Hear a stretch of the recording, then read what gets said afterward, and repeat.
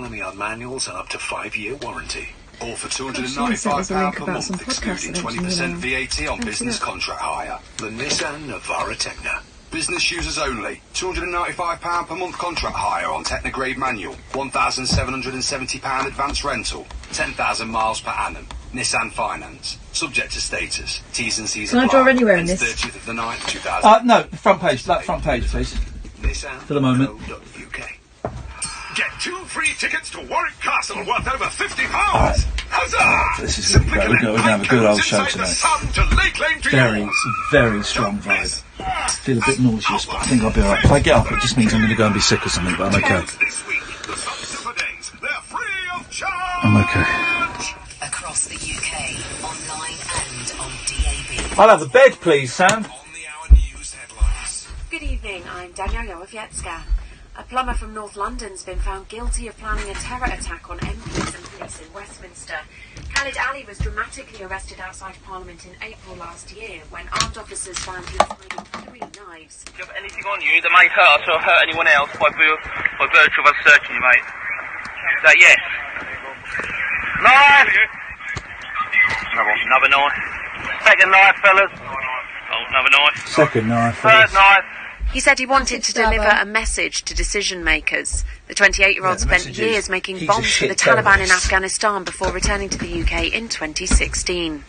The US Supreme Court has upheld Donald Trump's travel ban targeting people from 7 countries, most with Muslim majorities. The decision reinforces the power of a president to set immigration policy. Sky's US correspondent Mark Austin says the dissenting judges are furious. One, Judge Sonia Sotomayor, saying it was eroding the very fundamental basis of religious tolerance in this country. So a huge decision. Trump will claim victory, but we're set now, I think, for huge controversy here. A double-decker bus driver and one of his passengers have been killed in a crash with a lorry in Cambridgeshire. 12 other people were injured, 5 seriously, in a collision on the A47 near Wisbech this morning. Uber says it's pleased it's won back its licence to operate in London and will continue to work to earn people's trust. The firm has been put on probation for 15 months following safety concerns. And Booker, the country's largest food and drink wholesaler, is rationing its supply of some beers and soft drinks to customers. It's due to a continuing international shortage of CO2, which adds the fizz. Your weather, North Wales has been the hottest part of the UK today, with temperatures hitting 30.6 degrees Celsius. Tonight, dry and warm. Tomorrow, another hot one with unbroken sunshine. Across the UK, online and on DAB. The wild man of late night radio, Iain Lee. Differently interesting nocturnal emissions from a legend of late night radio. On air and off the leash. The late night alternative with Iain Lee on Talk Radio.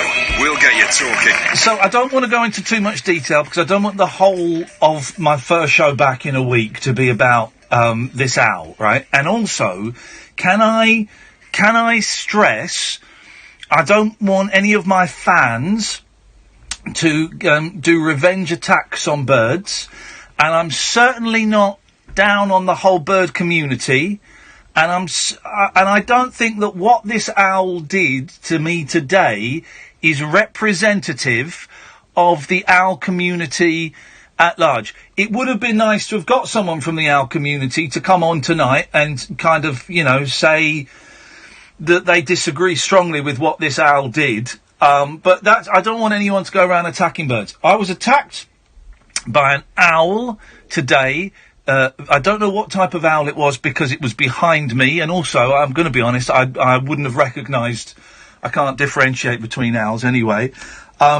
I don't want to go into details, but I was out in a secluded area, and that's all I'm prepared to say about where I was. And there's a lot of speculation about why I was in a secluded area. And I did not. I came back from America, from New York, and it was very urban there.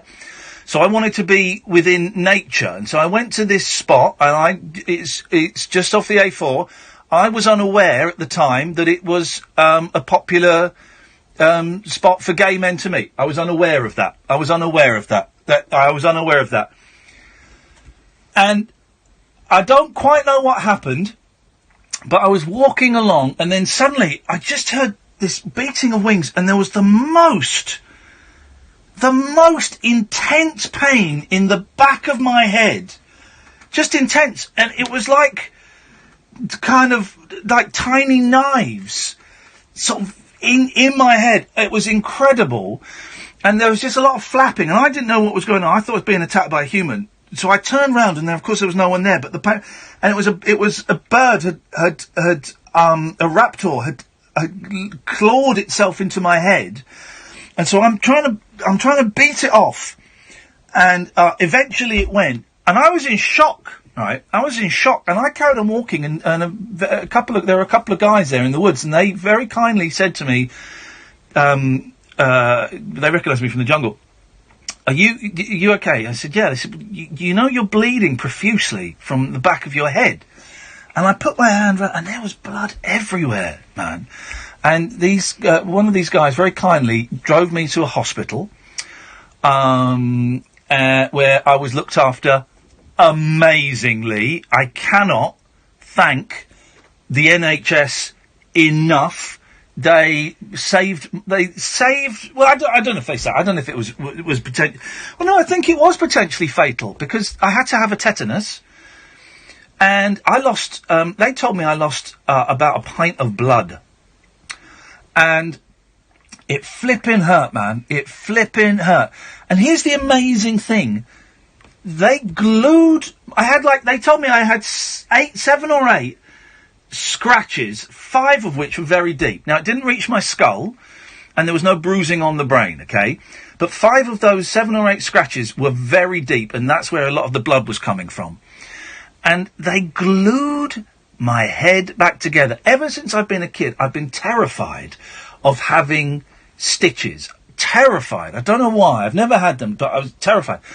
And they went, oh, no, we don't do that anymore. We glue it. We glue your head back together. And they told me that superglue was invented because of the Vietnam War. It's what they used to use in Vietnam. So they glued my head back together. If you're watching on YouTube, I've got a big old-fashioned bandage on my head, the kind that I kind of look like, sort of not the Invisible Man, but the Invisible Forehead. And I'm going to be honest, I'm very, very high on painkillers. But they said the doctors and the nurses saved my life. The guy who took me there saved my life, and I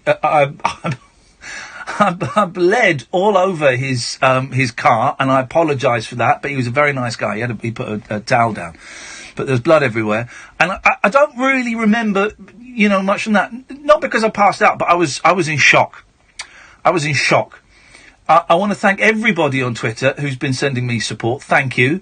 Everyone who's been doing an owl joke, I get it. You're calling me a twoo, and things about Hooters and things like that. I get it. It's funny. It's funny, man. I can't laugh about it today, but who knows? Maybe in 2 or 3 months, maybe I'll be able to look back and laugh at the day that I was attacked by an owl. The scumbag press, the red top press that have been hounding my agent and hounding me, up yours. Well, you didn't waste time in making online stories about it. Clickbait out of my...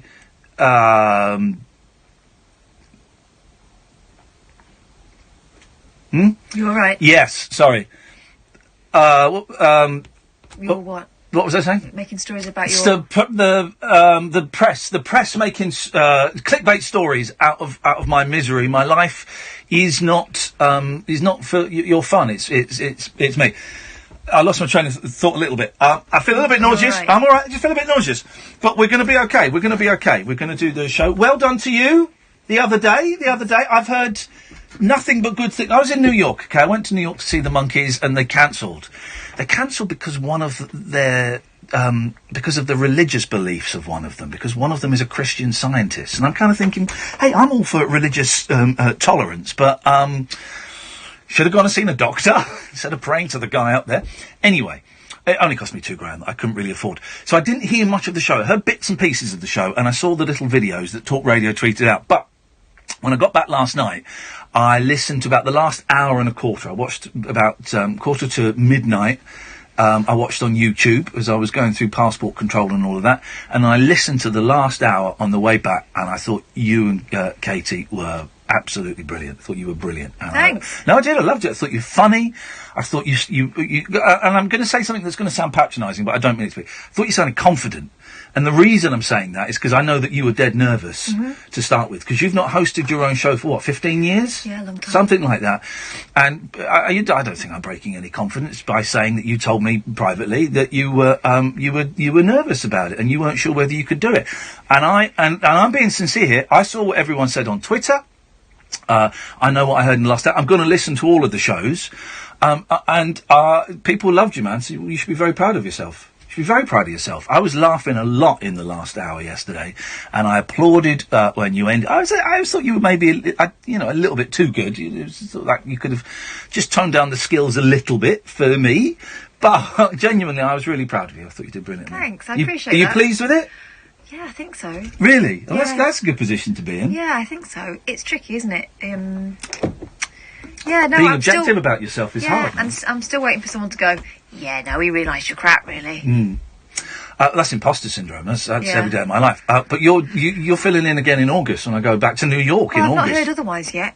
Okay. Well, I spoke to the boss. Boss loved it. Then he loved it. And people loved it. And I saw on Twitter people loved it. And there's a thread on the Talk Radio listeners page. And when I looked at it, everyone was saying really, really nice things about you. So you should dig that. So we're back. I'm back. I'm a little bit woozy tonight. It's very hot in here, but we'll be all right. 0344 499 1000. I've got lots to talk about. The Kinks. Mr. Rogers. The logbook. We're going to talk about the logbook, the stock photo woman, dogs giving CPR, and Gemma Collins. All of that we're talking about today. But before that, got something very important. Good evening, Alan. Hi, boss. Is your name Alan Peter Caddick? That is the name that was given to me by birth. Okay. And whereabouts do you live, Alan Peter Caddick? In Birmingham. And can I get your date of birth, please, Alan? I'll tell you off air. Okay. It says here secret about their date of birth. You're the Alan Peter Caddick that I wish to speak to. What was I wrong? I hereby charge you, Alan Peter Caddick, with very, very serious counts of falling asleep on the air several times. Well, last offence was last Tuesday. Well, that's what I remember was last Tuesday.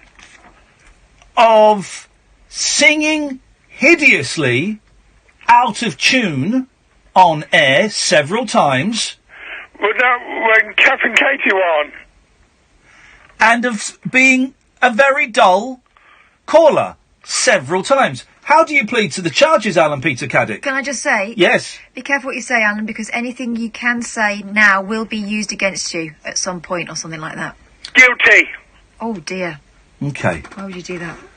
Well, this is actually really serious, Alan. These charges are real. They have been put against you. Can I ask, Friday night between 10 and 11, what are you doing? I called Kath and Katie as normal. Not last Friday, you muppet! This Friday! It hasn't happened yet.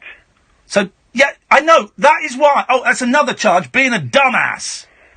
What will you be doing this Friday between 10 and 11 for the whole hour? Calling you. Yeah, too right you will, son, because do you know what's happening between 10 and 11 on Friday? No, I don't. It's Talk Radio versus Alan Caddick. You're going to be in court, my friend, and I am going to be prosecuting you on behalf of the listeners of Talk Radio, and Catherine will be the judge, and I am hoping I can get you sentenced to 10 years minimum banned from phoning up this radio station. Well, I pleaded guilty, so I'm pleading for a lenient sentence. I suggest what we need to do, 0344 499 1000, what we need is we need a solicitor for the defence of Alan Peter Caddick, someone who can be on the phone on Friday between 10 and 11 at night and defend... This is not a joke. This is serious. Catherine is the judge here, and you could get a minimum of 10 years banning from phoning in this station, okay? So we need to find you... I'm a bloody good lawyer, right? I'm a bloody good lawyer. So we need to find you good defence counsel that you better hope, young man, can go toe-to-toe against me. I don't think I'm up to it. What do you mean you're not up to it? I just know I'm going to lose. Hang on a second. Let me just take this call. 03444991000. If you think you could be... And don't worry, the rest of the callers who don't make it as Alan's defence, the rest of the callers, you will be called upon, first of all, as witnesses, and then at the end we're going to do a lightning, straight-to-air of the jury. So you get to decide whether he's guilty or not guilty. We've got a caller here. What is your name, caller? Yes, my name is Michael Tristan. Michael Tristan, and what have you called in for? Michael Tristan QC. Okay, I do see, yes. Yep. Yeah, no. I would like to defend Mr. Caddick. Okay. Here's the thing, Michael. Here's the thing, Michael QC, is you can't defend somebody using a false name, Gatford, so get stuffed. You see, isn't it funny? Alan, you're drawing criminals to defend you. I didn't want Gatford. I want my Slow, not Gatford. No, you're right. Let's try Nick. Good evening, Nick. Hiya. Alan. No, I'm no lawyer myself, but I just had a thought of someone to defend the chap, and that's, is it your regular caller Barry from Essex? Is it Barry? There's Andre from Essex, and there's Barry from Watford. Barry from Watford. Barry talks like that. Poor impression. No. I can't do a very good impression. No, you know, Barry. You can't. No. So you're not up for the role yourself, Nicholas? I wish. Okay, well, you wish. Let's try. Lady Kadonk. Oh, for God's sakes! 03444991000. Will anybody defend this poor? I shouldn't be doing this. I'm for the prosecution. You should be asking, Catherine. This is excuse me, just a minute. Silence in court. Silence in court. This is a process to which everyone has access and everyone has the right to a defence. Should anyone proceed to come forward, thank you, we'll appreciate it. And otherwise he's going to have to defend himself and he'll be going down. Say silence in court again. Silence in court! Who is this? Who is this? Step forward. Who, me? Step forward. Me? You. Yeah, hi, it's Dr. Andre speaking. Silence in court! Hello? You may proceed. Right. I think that is a ridiculous idea. Yes, caller. Yes, who is this, please? Hello? Okay, well, listen, it's not looking good for you, Alan. It's the case isn't until Friday, and it's not looking good for you. Let's try Hello, Wasim? You're on there, yeah. I defend Alan. Oh, God. Alan, do you choose Wasim as your defence counsel? No, Wasim. Thanks for the offer. Okay, let's try Simon in the New Forest. Good evening, Simon. Good evening, welcome back. This is very, very serious. I wish to state that I think the person most apt to do the defence is going to be Andre. Silence in court! Overruled. Sorry, Simon. I don't think that's going to happen. Let's try... I think I see who's going to be your defence. Let's try Hannah. Good evening, Hannah. Kadonk solicitors here. Oh, God. Lady Kadonk, I need help big time. I'm here. Get Angela back. I hire you as my solicitor. When do you want booking in? Friday? Yes, please. The trial's at 10. Objection! What's your objection? She is not a trained lawyer. Is this correct? Bullshine. Right, language. Objection of sustained. Language like that. Keep going. Keep trying them. Because we'll tell you what we'll do. We'll take a quick break. And Alan, when we come back, we might have found your solicitor. If you want to represent Alan Caddick on Friday, you've got to be free between 10 and 11. It's a serious trumped up, serious charges. 03444991000. This is Talk Radio. Talk Radio. We got entertainment, and we're not afraid to use it. Talk Radio. I forgot I had a gavel sound. Brighten up your mornings and take a brilliant break with Mike Graham on Talk Radio with the Sun Holiday Shop. Great value breaks all year round. Listen to Talk Radio every weekday morning from 10 for 3 hours packed full of fabulous features, great value guests, and quick-fire calls on all of the day's top talking points. Don't miss Mike Graham every weekday morning from 10 on Talk Radio with the Sun Holiday Shop. Great value breaks all year round. Go to thesun.co.uk/holiday shop. Ocean Credit Card. If you're looking for a credit card with a credit limit of up to £1,500, go to askocean.co.uk and see in seconds if you'll be accepted for an Ocean credit card before you apply. Checking won't affect your credit rating, so it's a no-brainer. Find out if it's a yes. Go now to askocean.co.uk. 39.9% APR representative variable. Intelligent Lending Limited is a credit broker. Capital One is the exclusive lender. askocean.co.uk. For everyone who wants more from their Wi-Fi. For everyone who wants to binge-watch box sets all day long. For everyone who's been stung by unexpected broadband price hikes. TalkTalk has your back. Because our faster fibre comes with our promise of no mid-contract price rises and includes our all-new Wi-Fi hub. With our fastest, strongest, most reliable signal yet. All for just £25.50 a month for 18 months. Search TalkTalk Fibre. TalkTalk for everyone.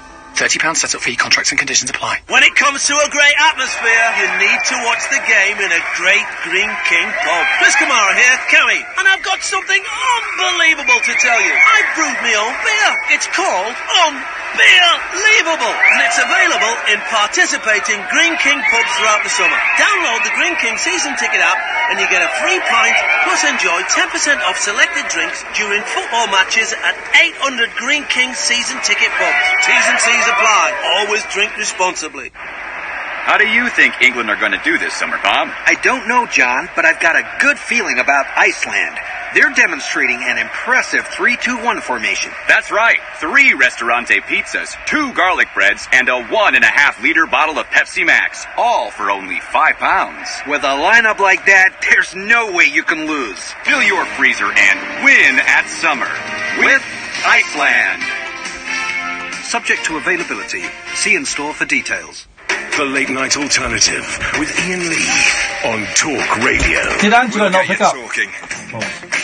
0344 499 1000. This is very serious. We don't have to find the defence for Alan tonight, but Alan has been charged with some very, very serious charges. Catherine, would you like to remind the listener and Alan what these charges are? Alan Peter Caddick, you are hereby charged with falling asleep several times in the course of your calls to this programme, and also by grievously singing on a number of occasions. What's the other thing? It's been a bit boring sometimes. And also, sometimes, being dull. How do you plead? Guilty. Right, he really needs legal advice. You need to say not guilty, Alan, otherwise we just send you down. He needs legal advice. We're trying to find a solicitor, a brief, who can defend Alan. You've got to be free between 10 and 11 on Friday night. I can't believe there are no professional persons listening to this show. No. 0344 499 1000. Good evening, Zach. Good evening, Ian. Good evening. What can we do for you tonight, Zachariah? Bombaya, me, my, mo, fire. Well, I just wanted to say, hope you're all right after your accident earlier. I'm all right. I've got an absolute... It wasn't an accident. That owl did it on purpose. I've got an absolute blinding headache, and I feel really nauseous. Apart from that, I'm fine. So thank you. Well, maybe the owl was an escapee from I'm a Celeb. Could have been. A lot of owls there. There's a thing called, this is a thing, I had to have some blood tests, which I won't get the results back for 3 weeks. But there's a thing called owl AIDS. Owls have AIDS, right? This is why you don't see many owls anymore, because AIDS is decimating the owl community. So I've had to have a blood test for owl AIDS, and I'll find out in 3 weeks whether I've got it or not. I wonder what they would actually have to do if you got it. That's just, it's incurable.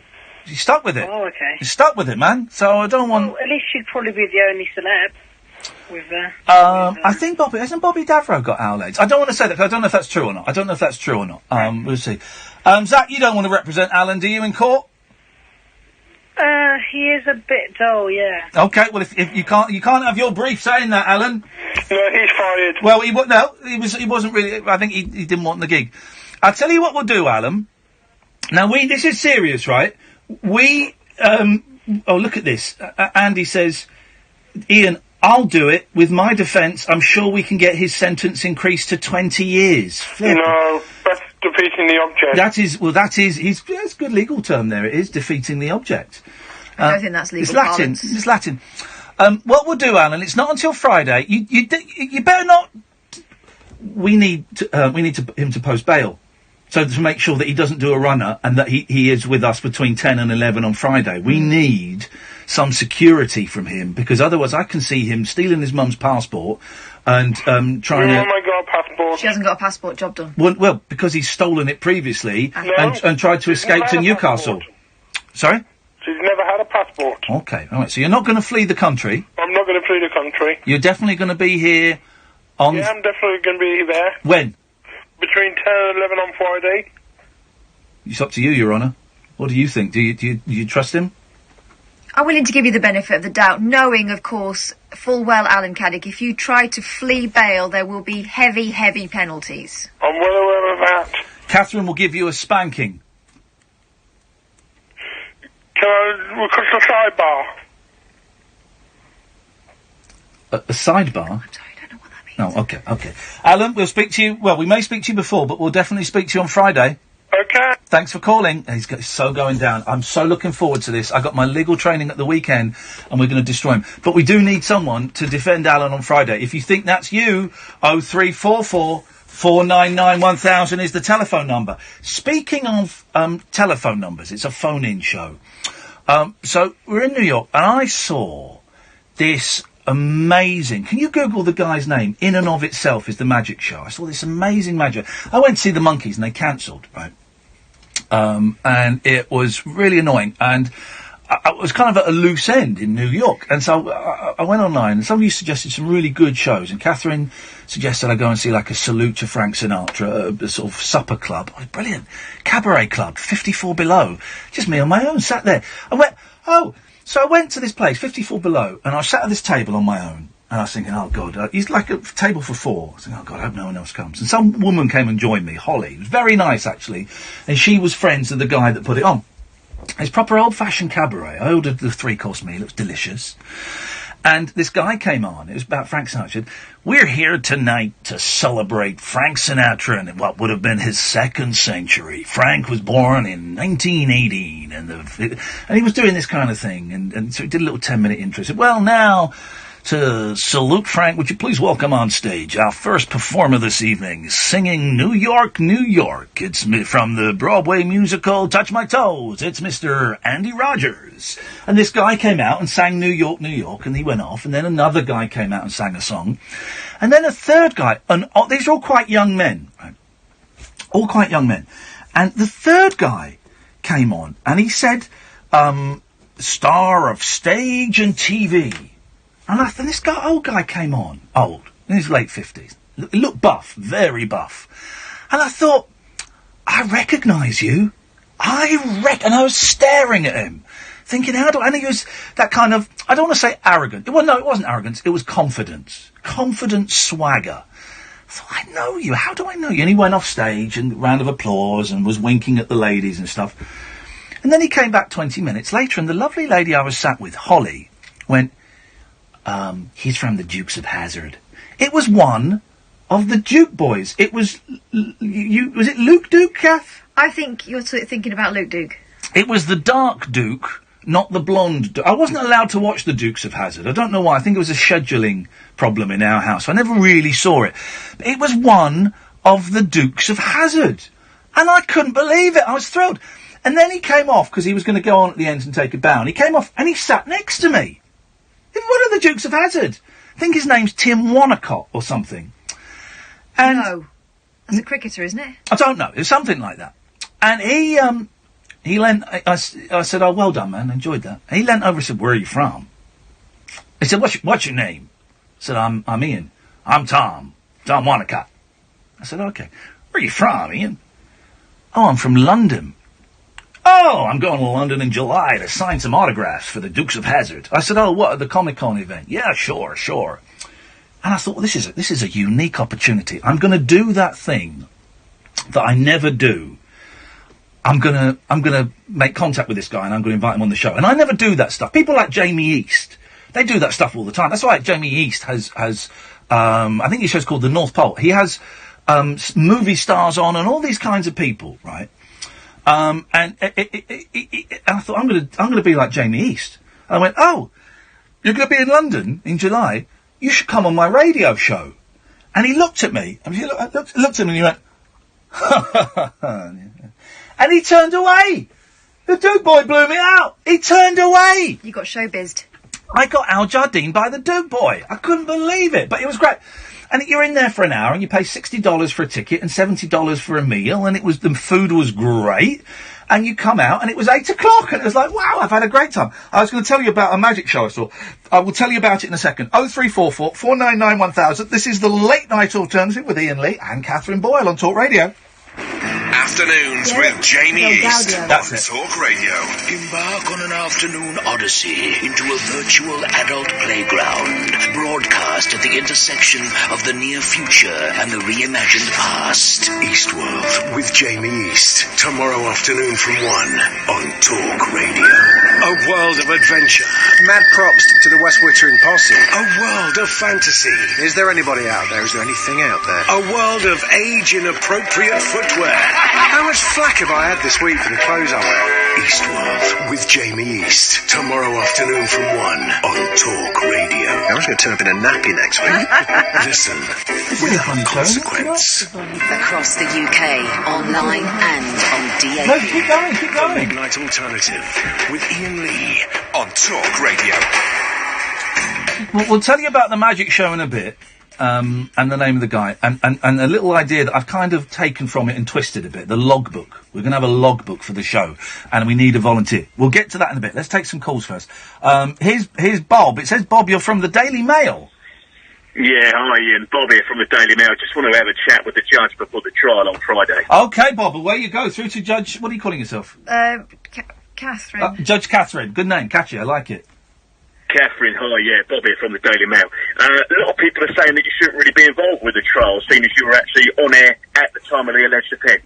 Well, I think that I would probably be the best placed person to do so, as I am always the neutral in this particular arena, and I'll be here anyway, so handy.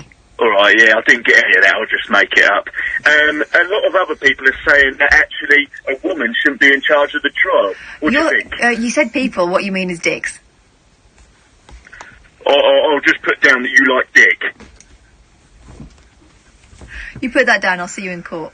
Hey, this is the Daily Mail you're talking to, Catherine. They know... I'm a High Court judge. Bob knows what he's doing. He's the You carry on, sir. I respect great British journalism. Mm-hmm.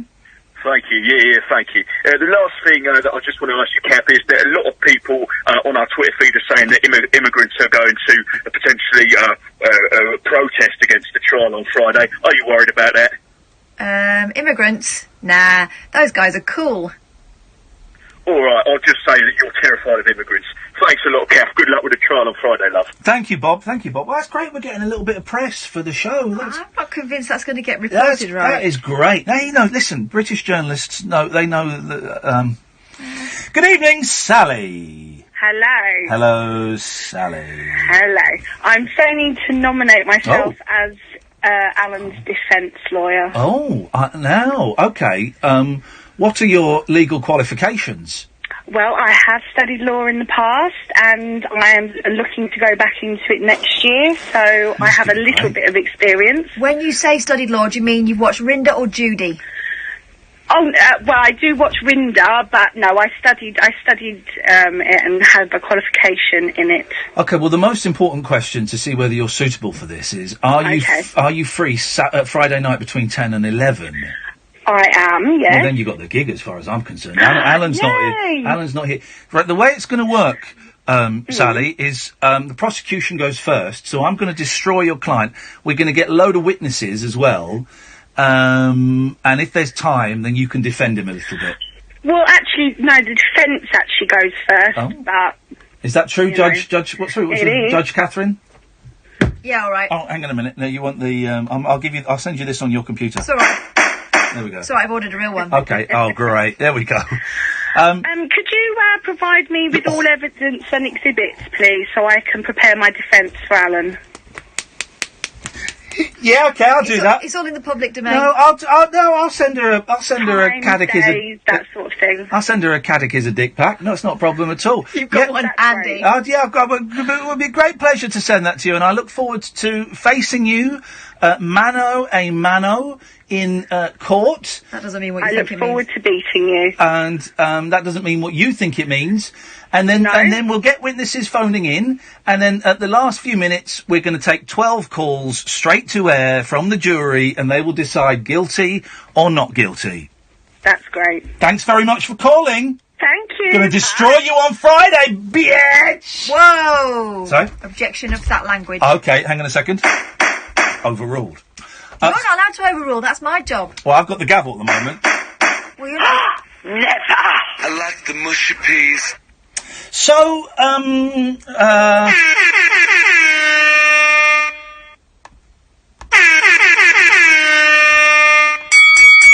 So, Friday, 10 to 11, listen to the ring on that.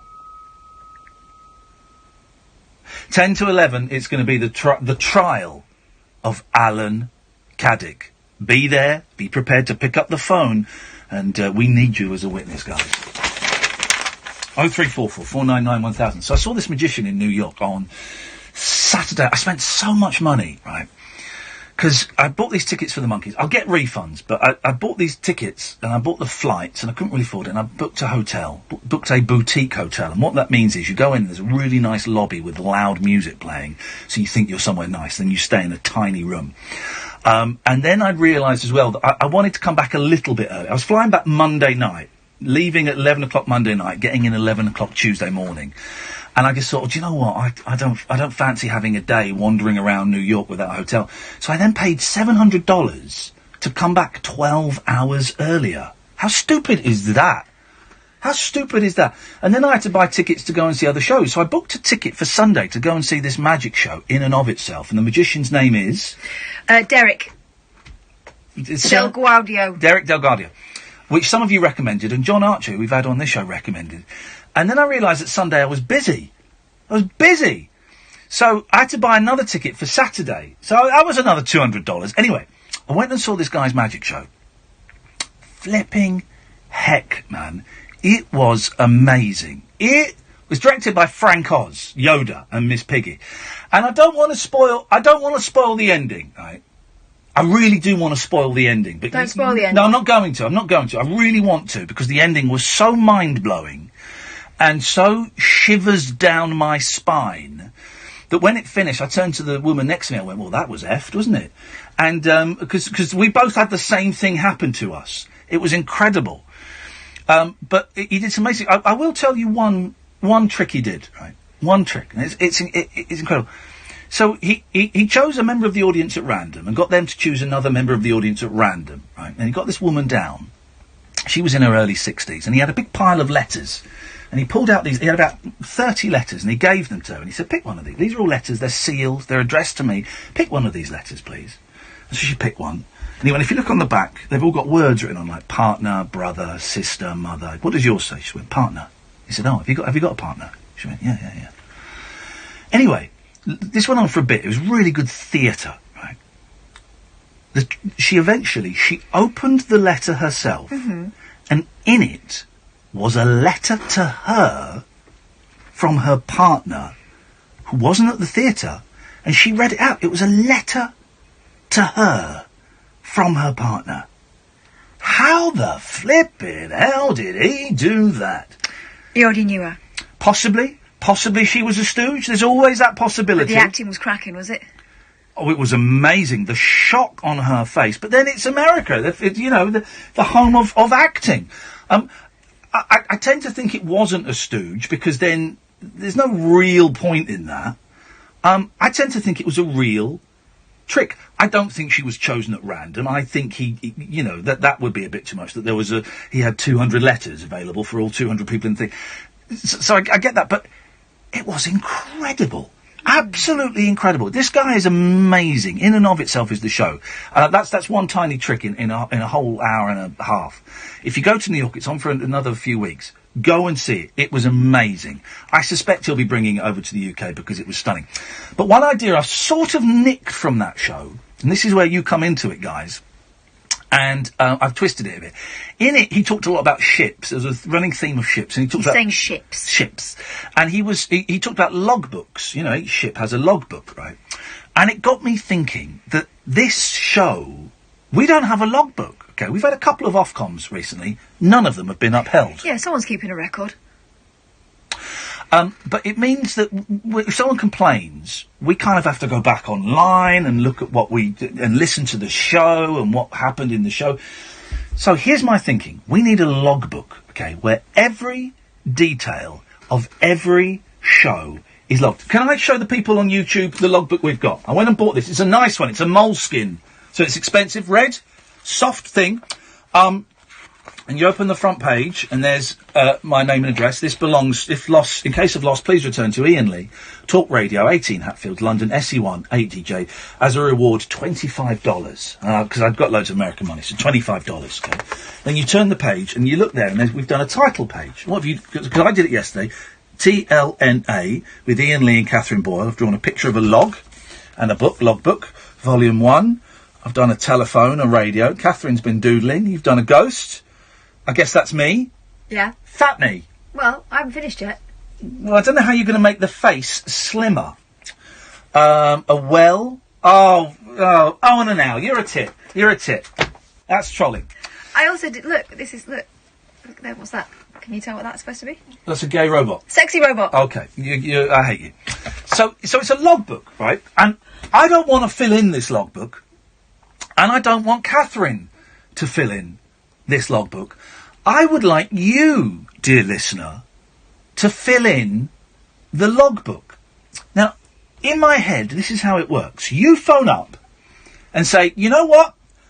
I'd like to be responsible for the show's logbook. We then send this book to you tomorrow, and you get to keep it for a minimum of 2 days and for a maximum of 2 weeks, okay? A minimum of 2 shows worth, or a maximum of 2 weeks, okay? And while you have it, you fill in what happens in all of the shows. And you can do that any way you want. You can write it. You can do it in hieroglyphics. You can take photos and stick them in. You can do cartoons. You can type it up and staple it in. You can do anything you want. The one thing I will ask is don't put rude pictures in, because this might end up in the hands of some young people. That's all I'm going to say. I don't think we're going to send it to anyone under the age of 18, and we will warn parents that, you let their kids go in there and have a look around, but just check it to make sure. Because I really don't want to see this book for another 6 months. I want to send it out, and I want it to go out on its journey. And then when the first person has finished, a second person gets in touch, and if you're happy for us, the second person, to give your name and address to the first person, they send it on to you. And if you're not happy for that, then the first person sends it back to me and Catherine, and then we send it out to you.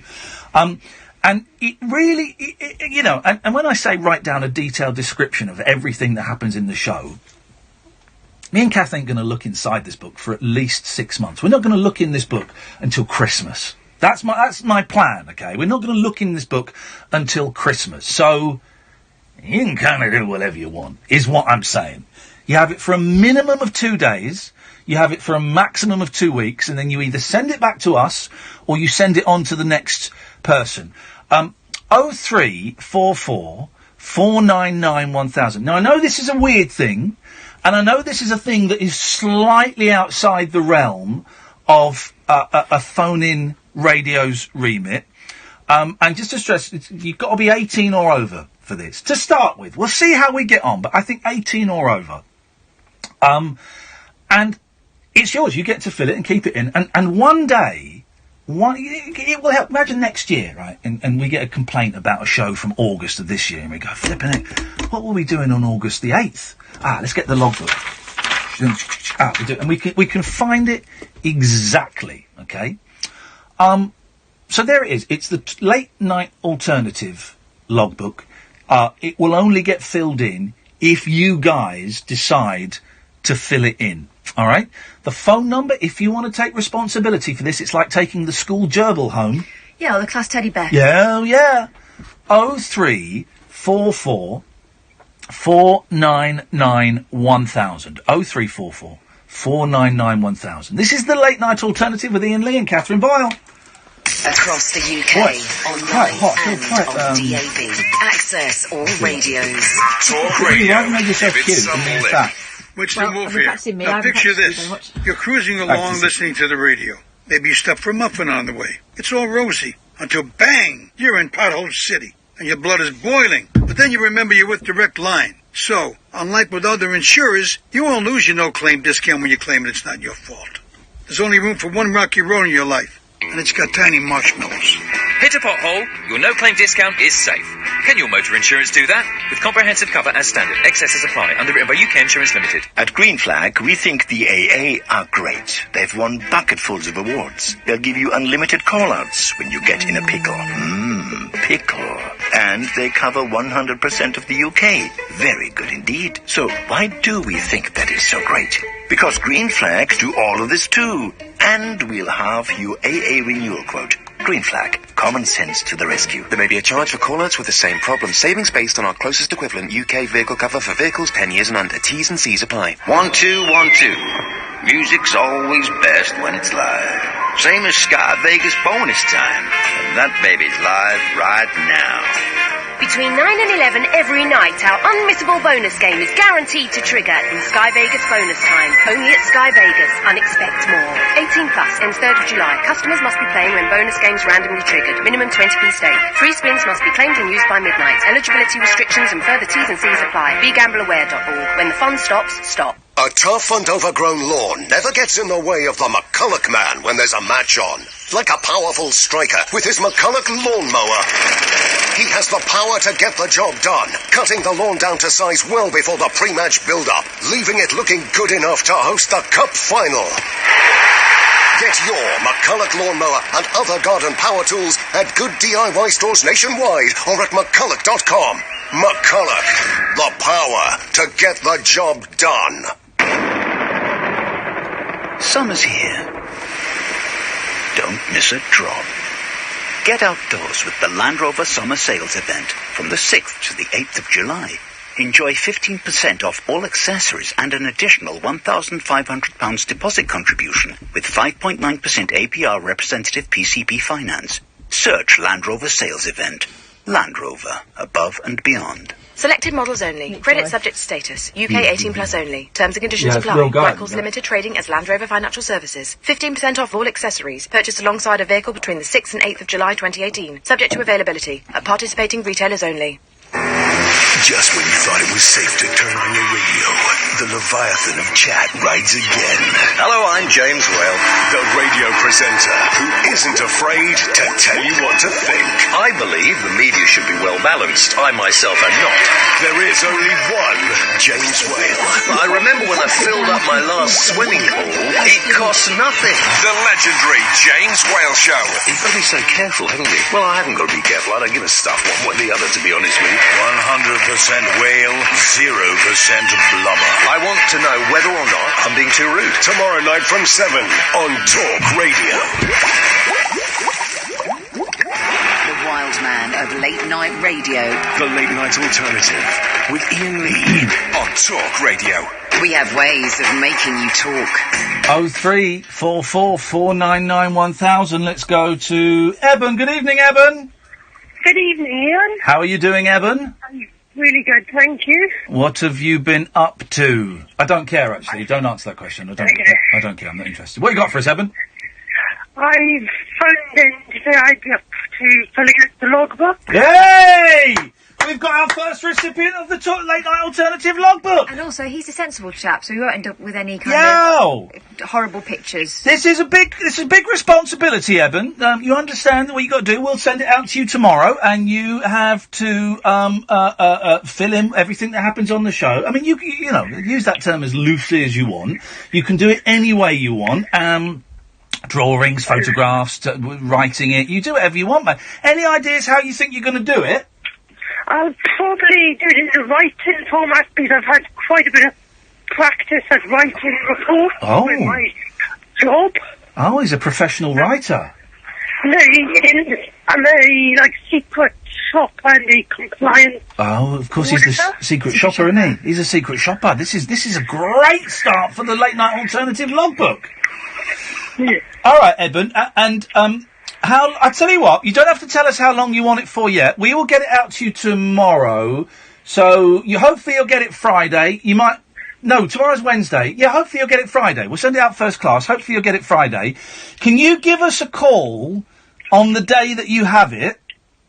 Okay. And also, can you sort of, if you get a chance to, for today and tomorrow night, can you sort of just sort of make it up a bit and fill it in? Make it sound really good. Yeah. If you just make it up and say Tuesday it was funny and Wednesday it was really even funnier, that kind of vibe would be really appreciated. Catherine was really funny. And Ian was funnier. Yeah, of course. All right. Eben, I'm going to pass you back to Sam, and Sam is going to take your address, and we'll get it sent out to you tomorrow, mate. Thank you. Thank you very much. There we go, the logbook. We won't be seeing you for a while. That gets sent out now. It goes to Eben. We don't see it for ages.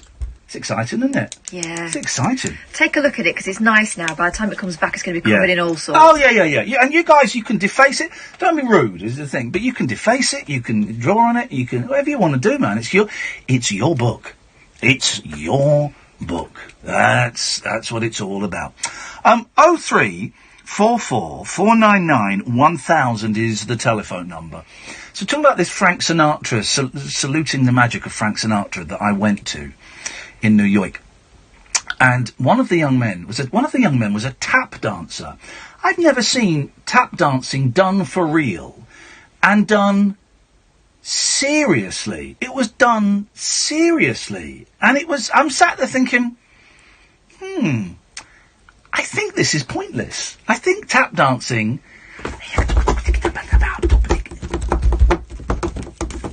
I used to do tap dancing. No. Yeah. Clickety, click. As an adult as well. I've done it. I revisited it. It's that this time with good shoes. Is it difficult? Because it's the kind of thing everyone thinks, I could do that. Yeah, it is difficult. You've got to be quite precise. Yeah. It's all about the rhythms you make, and it sounds better with a big troop. Yeah. Well, it sounds like drums. No, I don't think it does. Because this guy on his own, I think it sounds. You've got to have a good pair of shoes. Yeah. You've got to have a good old stage. Because this guy, I mean, it was pointless and it was stupid and it was dumb. But it sounded. Why does no other instrument sound like the tap shoe? Because if it were that good a sound, then surely like synthesizers and bon tempis would have like tap shoe as their third or fourth setting. Tap shoes has kind of fallen out of fashion, though, hasn't it? Here's the difference between my tap shoes when I was a kid and the ones I bought myself as an adult. Yeah. Good taps, right? Yeah. You loosen them. The ones I had as a kid, it's just boom, boom, boom, boom. What do you mean, you loosen the shoes or you loosen the actual metal? Tap, so they clack together. So there's a clackiness to it. Got it. Like the old castanet. Exactamundo. But here's the thing, right? This young guy, 24. He had this situation, okay, that no one has called out yet, and I don't want to body shame, and I don't want to make light of this or be mean, okay. But it's something that you and I, Catherine, have noticed an increase in recently, and no one's called it out yet, okay? In the 70s and 80s, we all pointed and we all laughed, which was wrong, but it's what we all did, at the comb over, okay? So if a guy was going bald, he would grow his hair quite long on one side, and he would comb it over his bald dome. And everybody laughed at it, sometimes to people's faces, more often than not behind their backs, sniggering. There was always at least one teacher who would get caught in the wind, and then you'd realise that was a long piece of hair. Yeah, right. So that stopped. No one does the comb over anymore. Some do. There are some men still clinging to it. Very few do the comb over from right to left or left to right, okay? But the thing that young men do now, and it is young men, is the comb forward. So they grow their hair long at the back and they comb it forward. And this tap dancer guy on Saturday night was doing the comb forward. He was like 24. He was a decent singer, a good-looking lad. He was appeared on Broadway and stuff. But I'm thinking that isn't fooling anybody. You can see head through the hair, and you can see that the hair is about 6 inches long from the you can see it. Ed Sheeran does the comb forward. It's combed forward. Now listen, it must be really difficult, and I'm lucky that my hair is hopefully going to stay with me forever, and it's just going to go grey, and that's fine. It must be very difficult for young men in particular. Young women and women is a slightly different issue. I'm speaking specifically about young men in their teens and 20s who are starting to go bald, okay? It must be really tough for them. And they look for every cheat and trick under the sun to try and change things around. But. The comb forward fools nobody. It fools nobody. And imagine if Ed Sheeran came out one day with a Prince William haircut, skinhead, and took the hat off and went, guys, fell in love with an English man, should have been in an Irish band. And people would go, look, he's oh, but the music's so good, I don't care. Well, the music's so good, I don't care. It's not really about his look, is it? I fell in love with an Irish man. He was going out with an English band. Your music's so good with Ed Sheeran. I genuinely believe that. I think it's some of the best music ever. That his baldness would not detract from it for more than 30 seconds. Baldy Sheeran. But this song's so good, isn't it? And so I just wonder why and if you've got, I know, I'm not saying this so people can phone up and we can take the mic, right? And I suspect no one will phone in with this. But if you or someone you know and love has the, I suddenly feel very, very sick. We're talking about heads, and there we go. My head has started throbbing. Be alright. Hang on. That's okay, go. If you or someone you know has got the comb forward, give us a call. 0344 499 1000. And if you've ever had a discussion, maybe it's your boyfriend or your husband, and if you ever had the discussion with them, I do think it's... I've seen it a lot with gay men, and I wonder if... I'm going to say something really generalistic, and actually it doesn't mean anything, but I'm going to say it, because we've only got 30 seconds, and I want to hear what you say. I wonder if hair, appearance in the gay community is more important. I think the heteros have caught up with that now. Right, yeah, you're right. It's all about grooming with them, too. What were you going to say? I would really like to hear from someone, because I know someone very well, and I know it's horrible when you lose your hair. I know it's horrible. Yeah. There comes a point where you go, do you know what? Here we go. Yeah. And that moment, is it sad or is it freeing? Yeah. That's what I'd like to know. 0344 499 1000, the late night alternative with Iain Lee and Catherine Boyle on Talk Radio. Talk Radio. Join the Talk Nation. Dial up and Talk Radio. We'll get you talking.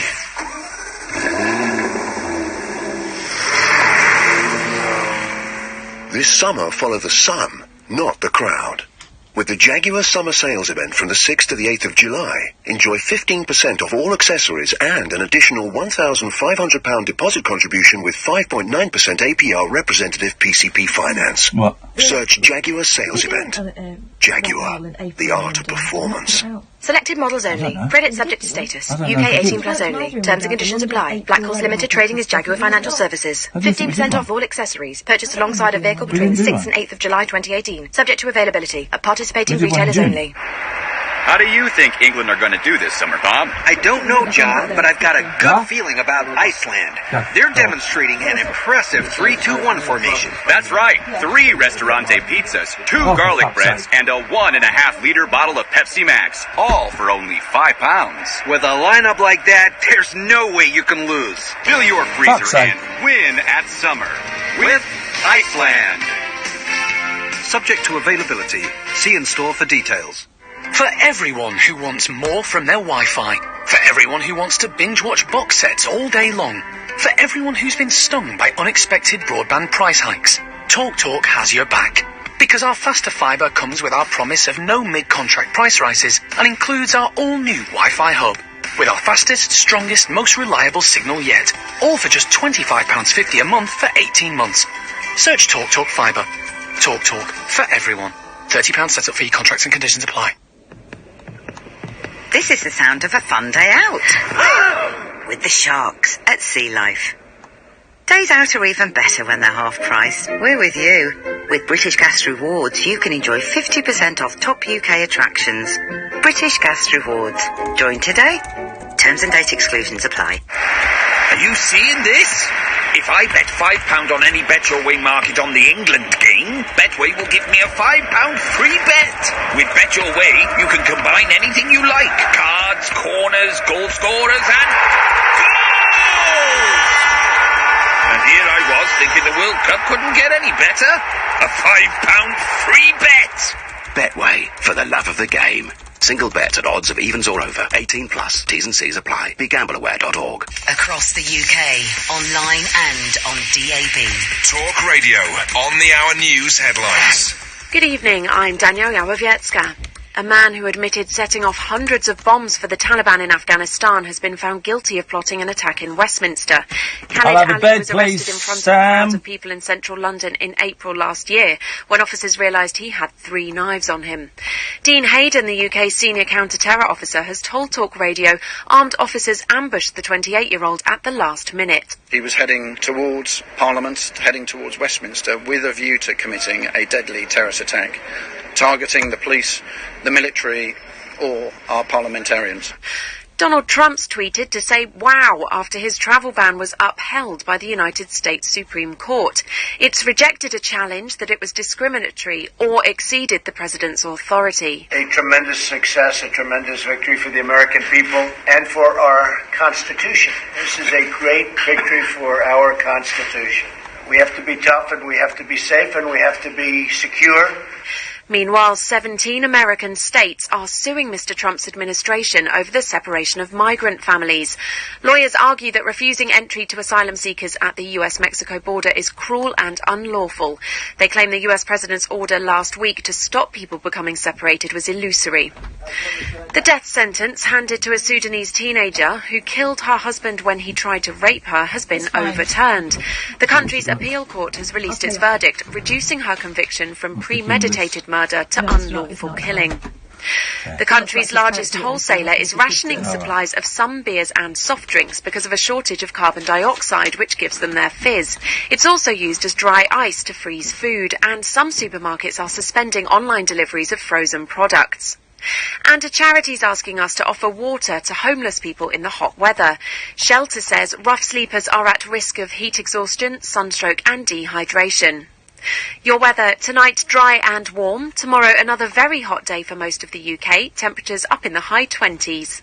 Across the UK, online and on DAB. Who has made a covenant with the night, and with the darkness he is in agreement. Uncut, after-hours conversation for the up-all-night generation. The Late Night Alternative with Iain Lee on Talk Radio. We'll get you talking.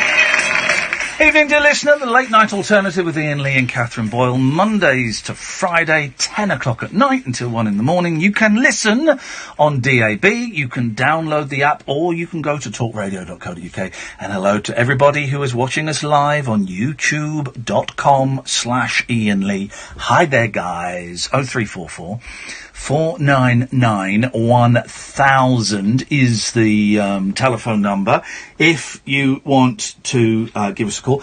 So when I was in New York and I suddenly had lots and lots of time to kill, I thought I'll go and see a movie, and I went and saw 2 movies, right? The second movie I saw on Sunday night was awful. It's called Tag, and it's about a group of guys. Have you seen it, Sam? Did you think it was awful, or did you think it was awful, right? So it's about these guys that have been playing tag for 30 years, and every month in May, they play tag, right? I thought, that sounds... It's got the guy from Mad Men in it. Is it John Hamm? John Hamm, yeah. John Hamm or Ham? Ham. Here's the realisation I made very early on in this movie. And I'd sort of been toying with this idea for a while, but I didn't want to say it because I didn't want to appear controversial. John Hamm can't do comedy. He cannot do comedy. Okay, what comedies have I seen him in? Well, I've seen him in this, and also his character in Baby Driver is kind of doing a little bit of light comedy. And I thought, there's a bit a bit heavy-handed in Baby Driver. And in this, he was lousy. So and I was just sat there, and 10 minutes into it, I was thinking, this is a bad movie. This is a bad movie. And then an hour into it, I went, oh, sugar, man, this is a really bad movie. When they started doing an extended comedy riff about a miscarriage, I thought, yes, this is perhaps one of the worst movies. Now, should there be any taboos in comedy? No, I don't think so. But there was lots of, but you faked a miscarriage! Big laughs in the cinema. And it was, I don't care, man, she faked a miscarriage. Oh!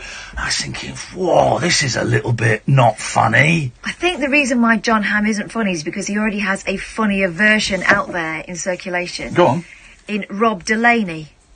I don't really know Rob Delaney. I know what he looks like, yes. He looks like John Hamm, yeah, but he's funny. Yeah. So maybe they can't be too similar. But this film was an absolute stinker. Real stinker. And basically, it's this group of 4 or 5 guys, based on a true story of these people that have been playing tag for years. And at the end, they showed some clips of the people playing tag. The real, Jesus. And it was unfunny. It was just really horrible blokishness at its worst. Just, it was awful. But, I went and saw another film that had me in floods of tears. Won't You Be My Neighbour, the Mr. Rogers documentary. Now, Mr. Rogers over here, and Casif and George, I can see you, I will come to you in a bit, 0344 499 1000. Mr. Rogers over here is pretty meaningless. I don't think he ever came over here. And I was aware of him vaguely, but I don't really know why I was aware of him. And I knew he was a kid's entertainer. That's all I knew.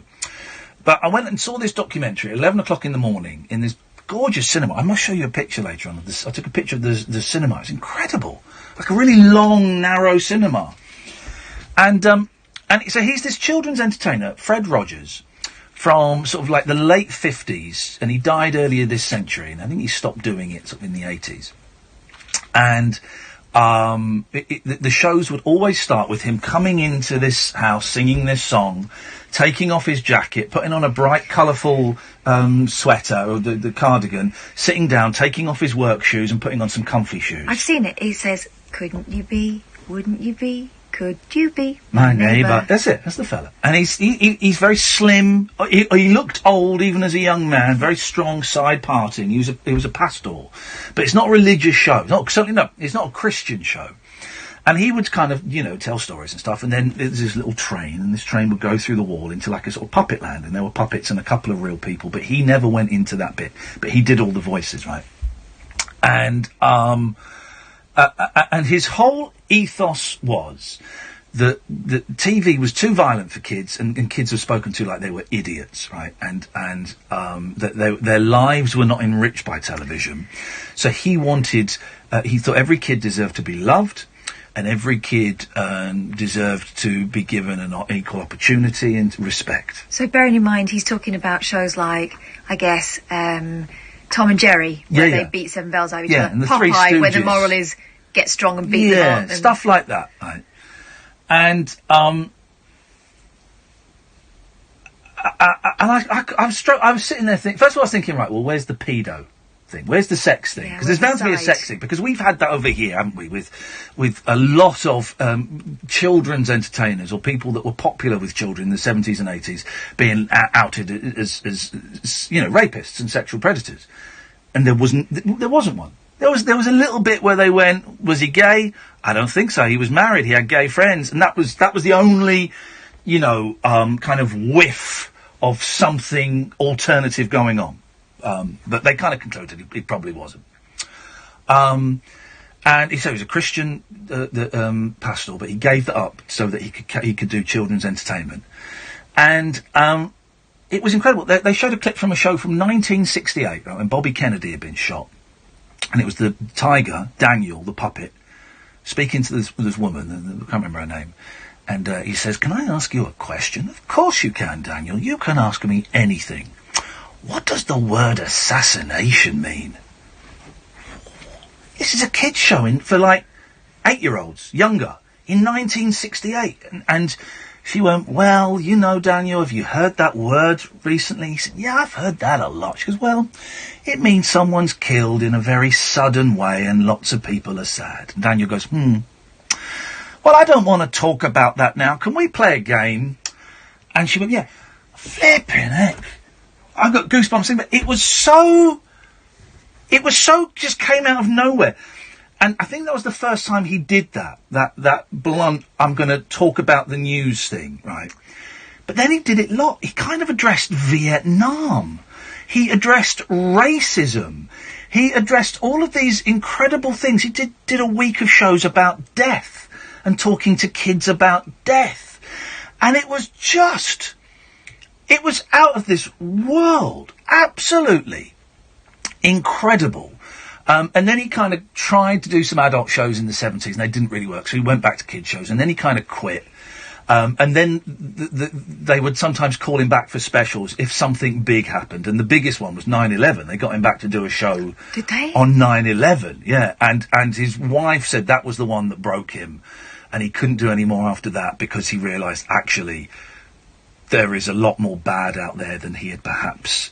It destroyed him. It destroyed him that something so evil could take place, and that people would then be presented with it telling a child. How do you explain 12 blokes, hijacking aeroplanes and smashing them and killing 5,000 people? How do you explain that? Of course, conspiracy theorists, it was the government and all of that. But either way, how do you tell a 6-year-old what that is? And it's something that we've talked about, when, I don't know if it was the Manchester bomb or the idiot on the road. And by the way, there's a story in the news today about that bloke who took the knives to Downing Street, right?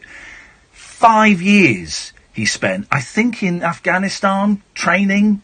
5 years training just to get arrested by the police at Downing Street. Have you got any knives on you?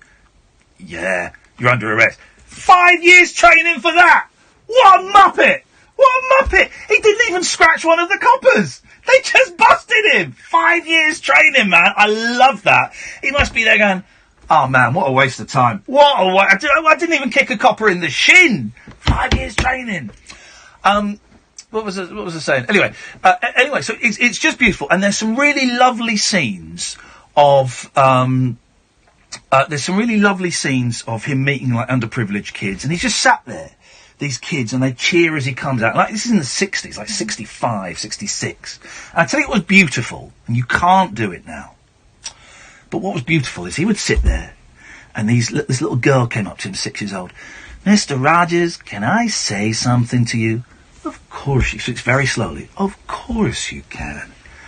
I love you, Mr. Rogers. And then she puts her arms around him, gives him a hug, and gives him a kiss on the cheek. You can't do that now, unfortunately, because I think there's something in that. And he meets these, really severely handicapped. There's this wonderful scene. I used the word handicap. Listen to me, it's because it was in America. This young girl is about 8 or 9. And her real pleasure is watching his show, right? And she's got some kind of brain injury, so she's not in complete control of her body, and she can't speak very well. And there's all these other kids, and I think her mum's there, and he leans forward and says, so, would you like to ask me something? And it was beautiful, because it takes her ages to get this question out. And, I'm going to cry. And he just sits there and keeps eye contact with her the whole time and smiles at her. It takes her 2 minutes to get this question out. And he just sits there and goes, well, that's a great question. Thank you for asking me. And I will... Oh, it was beautiful. There's a great scene. This kid who's dying, right? And he's got something wrong with him, and he has to have all these operations, and he's in a wheelchair, and he can't move, and all of that. And his parent, he was going to start this really long, intense, painful series of operations, and his parents said to him, again in the early 60s, this is going to be tough, son. Can we do one treat for you before you start this? And he went, well, I'd really like to meet Mr. Rogers. So he gets a guest spot on the show. And Mr. Rogers goes, well, we've got a special friend coming in today. Hey, Steve, how are you? And Steve comes in and on this wheelchair, and he says, wow, that's a great wheelchair. So what's wrong with you, Steve? And what's going to happen?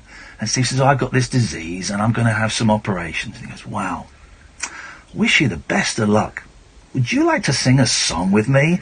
And this kid's face! And apparently they hadn't rehearsed the song. And he just said, would you like to sing a song with me? He's like, yeah. And Mr. Rogers starts singing to him, and this kid joins in, and it's stunning. And then they show a clip of him, this kid, Mr. Rogers being at this award ceremony, and this kid comes out as an adult. Oh, wow. And Mr. Rogers is in the audience, and he just runs up on the stage and goes, I can't believe it. And it's incredible. It's so beautiful, right? It will get really limited release over here, I'm sure. And when it does, I will let you know. It's going to get a limited release. But it's worth seeing because it's so stunning. It's all about love and positivity and art and performance and giving kids respect. And I was going to do this later, but let's do it now. And then we'll have the adverts, and then we'll have a little chat about what we did. He does this thing, right? And I was thinking, we do something similar to that, but I'm going to nick it exactly how he does it, right? And he would do this on television. He would get an egg timer, a cooker timer, and he would set it to a minute. And he said, right, we're going to have a minute of silence. This is on TV. And he said, during that minute, I really want you to think about somebody special who's got you where you are today. Oh. And they can be alive or they can be dead. But it's someone really important to you. Just have a think. So I thought we could do that now, right? And it's a little bit hokey, but they did it in the film as well. They had all of the contributors silent for a minute. Oh, it was beautiful. So this is what we're going to do. And if you want to call in afterwards and tell us who you were thinking of, you'd be very, very welcome to. And if you don't want to do it, then you don't have to. That's absolutely fine. But it's kind of a nice exercise, I think. And I think we might do this from time to time in various variations. So we're going to have a minute's silence. You can close your eyes, you can keep your eyes open, you can go for a walk, you can do whatever you want to do.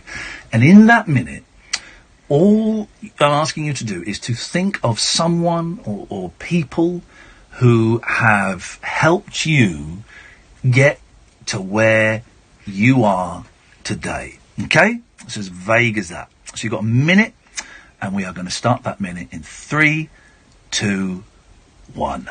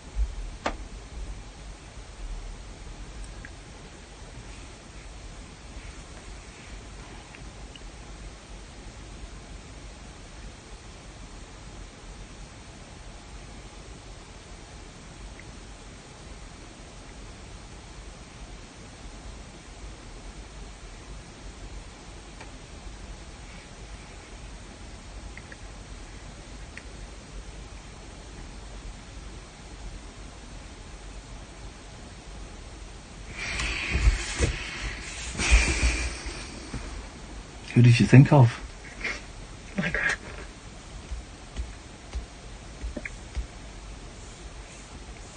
You okay? Was it nice? Yeah. It's sad because she passed away recently. Yeah, just give me a sec. Give me a sec. Well, I was thinking of my mum, and I was thinking, actually, I've not been to see my mum for a while. And I will probably go and see her on Thursday, because it's been a little while, and I struggle with my relationship with my mum and stuff, but she ain't going to be here forever. And we're adults doing that, right? Imagine that on a show for 6-year-olds. How beautiful is that? I'm sorry you're upset, Catherine. I know. I'm all right. Oh, I know. I'm sorry you're upset, and it's kind of sprung that on you, but that's, it's nice to remember these people. You're very welcome. You're very welcome to call in and let me know who you were thinking about. 0344 499 1000. You don't have to, of course, and we'll carry on with the hijinks in a little bit. We've got Cassif and we've got George, and maybe we'll speak to you. Give us a call. This is the Late Night Alternative on Talk Radio with Iain Lee and Catherine Boyle. Talk Oh, Radio. you're right, my love. Join the Talk Nation. Pick up your phone and Talk Radio. We'll get you talking. At Green Flag, we think the AA are great. They've won bucketfuls of awards. They'll give you unlimited call-outs when you get in a pickle. Pickle. And they cover 100% of the UK. Very good indeed. So why do we think that is so great? Because Green Flag do all of this too. And we'll halve your AA renewal quote. Green Flag. Common sense to the rescue. There may be a charge for call-outs with the same problem. Savings based on our closest equivalent UK vehicle cover for vehicles 10 years and under. T's and C's apply. This is the sound of breakfast in bed. It's nice to feel valued. We're with you. So join British Gas Rewards today for loads of ways to feel valued, including free energy days. British Gas Rewards. Join today. Terms and conditions apply. Preston Wolf here. Now listen up. It's a beautiful morning. You wake up, look outside, and see your precious car gleaming in the sun. Yeah. And then you see one nasty dent on the side. Some bozo's bad driving has ruined your pink paint job. You're furious. That's when you thank your lucky stars you're with Direct Line. Unlike with other insurers, you won't lose your no-claim discount when you claim it's not your fault. Hit while parked. Your no-claim discount is safe. Can your motor insurance do that? With comprehensive cover as standard. Excesses apply. Underwritten by UK Insurance Limited. Forget history. Forget the years of hurt. Forget the red cards. Forget the missed handballs. Forget the brilliance. Forget being an underdog. Forget every game that has gone before, because all that matters is now. Harry Kane, an English-made goal-getter, is getting his eye in for the summer. The 2018 FIFA World Cup continues today on ITV. Are you seeing this? If I bet £5 on any Bet Your Way market on the England game, Betway will give me a £5 free bet. With Bet Your Way, you can combine anything you like. Cards, corners, goal scorers, and goals! And here I was thinking the World Cup couldn't get any better. A £5 free bet. Betway, for the love of the game. Single bet at odds of evens or over. 18 plus. T's and C's apply. BeGambleAware.org. Every single fresh Tesco berry, absolutely all of them, are hand-picked and chilled within 60 minutes for ripeness. I'd love to show you them, all deliciously juicy. But this is the radio. It's a daft place to show you how good they look. Food Love Stories, brought to you by Tesco. The Late Night Alternative with Iain Lee. Unfiltered Night Talk with the original king of unconventional conversation on Talk Radio. We have ways of making you talk. 03444991000. Let's go to Angela. Good evening, Angela. Hi, evening, Ian. Good evening, Angela. I hope you're well. I hope you're well. And Try to mention the well. Okay. Yeah, talking about wells. Yes. Mm-hmm. I did that minute silence, and I was thinking of a friend. Oh, yeah. Am I allowed to ask what friend? His name is Jim. Best friend I've had for 18 years. Yeah. And why were you thinking of Jim? Would have called me a plum. The other day I had a bit of a mental breakdown. Oh. But things got a top, and I thought, I think if he was around, I think when someone dies, your world falls apart, but you have to stay strong. Yeah. It's that thing, isn't it? Life carries on, and you stop all the clocks and all of that stuff, but you can't. It carries on. Yeah. But how did it feel thinking about him and remembering him? Bit strange, because when you know it's all the 18 years, it's a bit difficult. Yeah. And I nearly carried on walking. And a friend stopped me because they know me round here. Yeah. They asked me, where's your safety point net? And I said, my library is coming day. Yes. So they took me to the library and they saw I stayed there. Oh, God. What, you were doing this when he died? When you found out he died, or...? No, after we saw last week, it just kicked off. Last week. Oh, you were just wandering around looking a bit lost? Yeah. Oh, man. Yeah. Angela. Angela. How are you feeling today? You feeling a little bit more focused? A little bit more focused, yeah. A bit There was other things going on, but that tit. Yeah. And I went to my doctor. Yeah. I said, look, I'm not very well, mate. I said, I've got a mental breakdown coming. Oh. And he wouldn't believe me at first. Why are you writing to your doctor? Why are you not going and sitting opposite your doctor? That's how it normally works, isn't it? No, I did write to him at first, and then I spoke to him, but he wouldn't believe me. Oh God! Well, you can go and get a second opinion. You're allowed to go and speak to another doctor. But I'm a bit better last few days. Okay, all right, Angela. You hang in there, and thank you for letting us know about. It was Jim, wasn't it? Yeah. Thank you for letting us know about Jim. Thank you. Thank you, mate. Take care. 0344 499 1000. Good evening, Kasif. Hoot, hoot, hoot, hoot, hoot, hoot, hoot, hoot. Hoot, hoot, hoot. Why are you pretending to be an old homosexual man from the 1920s playing a penny whistle?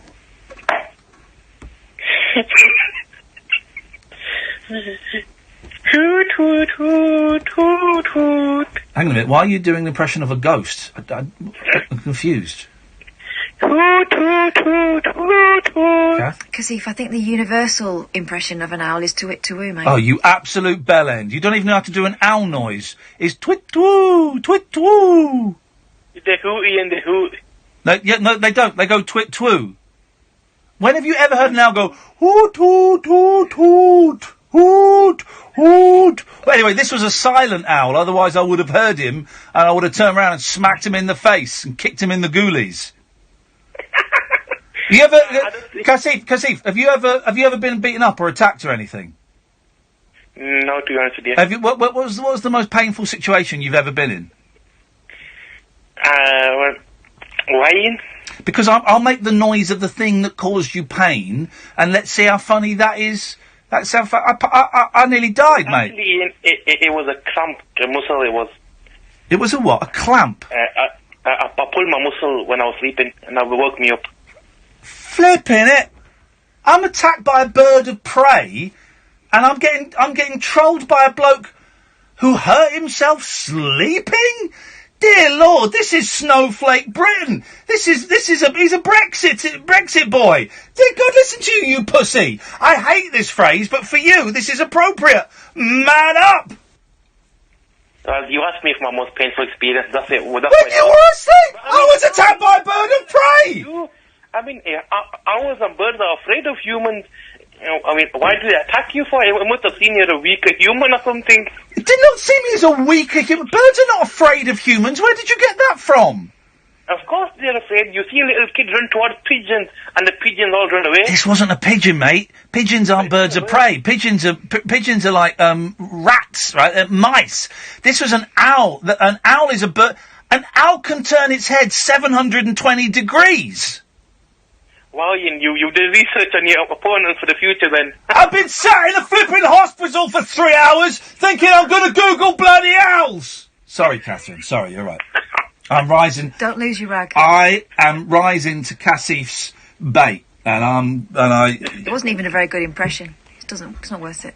Hoot hoot hoot hoot hoot hoot hoot hoot hoot hoot hoot hoot. Is that it, Cassie? You just phoned up to pick on someone who's been in hospital today and might have owl aids? You got what? Thanks. Hello? Good night, Cassie. Some people. Is this the kind of behaviour you've been encouraging since I've been away? I haven't had any of these blondes. 0344 499 1000. Let's go to George. Good evening, George. Just George. Just George? Just George. Just George? With the Enchantress, I'm Rainbow George. Okay. With you, I'm just George. Well, we're all different creatures at different. We are looked at through prisms, and through the prism, I'm seeing just George today. Okay, maybe that will change by the end. Maybe, but I look forward to an email or a comment on YouTube saying that I'm going off you, as often seems to be the case. I don't know. It's a very dreamy time for me. Very dreamy. It is really. I'm thinking of our film, and you're the wizard, and Kathy's The Enchantress, and it's called Making a Profit, and you're going to be the prophet. You're going to be the Wizard of Wonders, and that's dreamy. And I really sense the Rainbow Connection, and I was thinking about him before the minute started, but I do think that the spirit of Peter Cook is watching over us and playing a game with you. First it was the well, and then it was the owl. What's this Bill Peters doing? Is it a bastard? And the bandages round your head, what's going to be, because things come in threes, so well, someone said, is your next thing you're going to have your testicle ripped off by a swan? You know what? No, possibly. It's got to be your head. I mean, the while you were in the studio with your bandaged head, and now with the owl, you've got your bandaged head. So it's got to be a hat trick, I think. Well, yes. I hope not. I'm hoping against hope that that's it. That's enough of these ridiculous injuries. Yeah, but in my mind, there are no accidents. Everything that happens is made to happen. Yeah. Everything is being directed. It's just started writing a lyric, sort of, could it be, question mark. Oh. Could it be? Could it be? Could it be? Did you see a video I sent you yesterday? I don't click on links. And it's not just your links, it's Lane's links, it's Catherine's links. Catherine was upset to realise today that she's part of my non-link clicking rule. I just don't click on links. Life's too short to click on links. Oh, no, it was in Hampstead yesterday at the highest point in London by the Whitestone Pond, with a 3-piece band, and we recorded something there, and I sent it to you, but you didn't bother to look at it. No, I didn't bother. Well, I didn't bother. You say bother, I have a rule, and it's a rule that I'm pretty strict with. I just don't click on links. I just don't do it. Yeah, no, even if you know who they're coming from. I don't click on links from Catherine, and she found that out today and was genuinely as shocked as you are about this. She's going, yeah, but you click on my links. I said, no, I don't. I do not click on links. Right. No, right. So everybody, stop sending me links. I'm not sending you links. Good. Ever again. No, good. No, you're saying that as though that's a threat. That's actually a good thing. No, that's fine. Good, because I will never click on them. Okay. Good. Good. Thank you. So can we look forward to July 13th? What's happening on July 13th? We're working.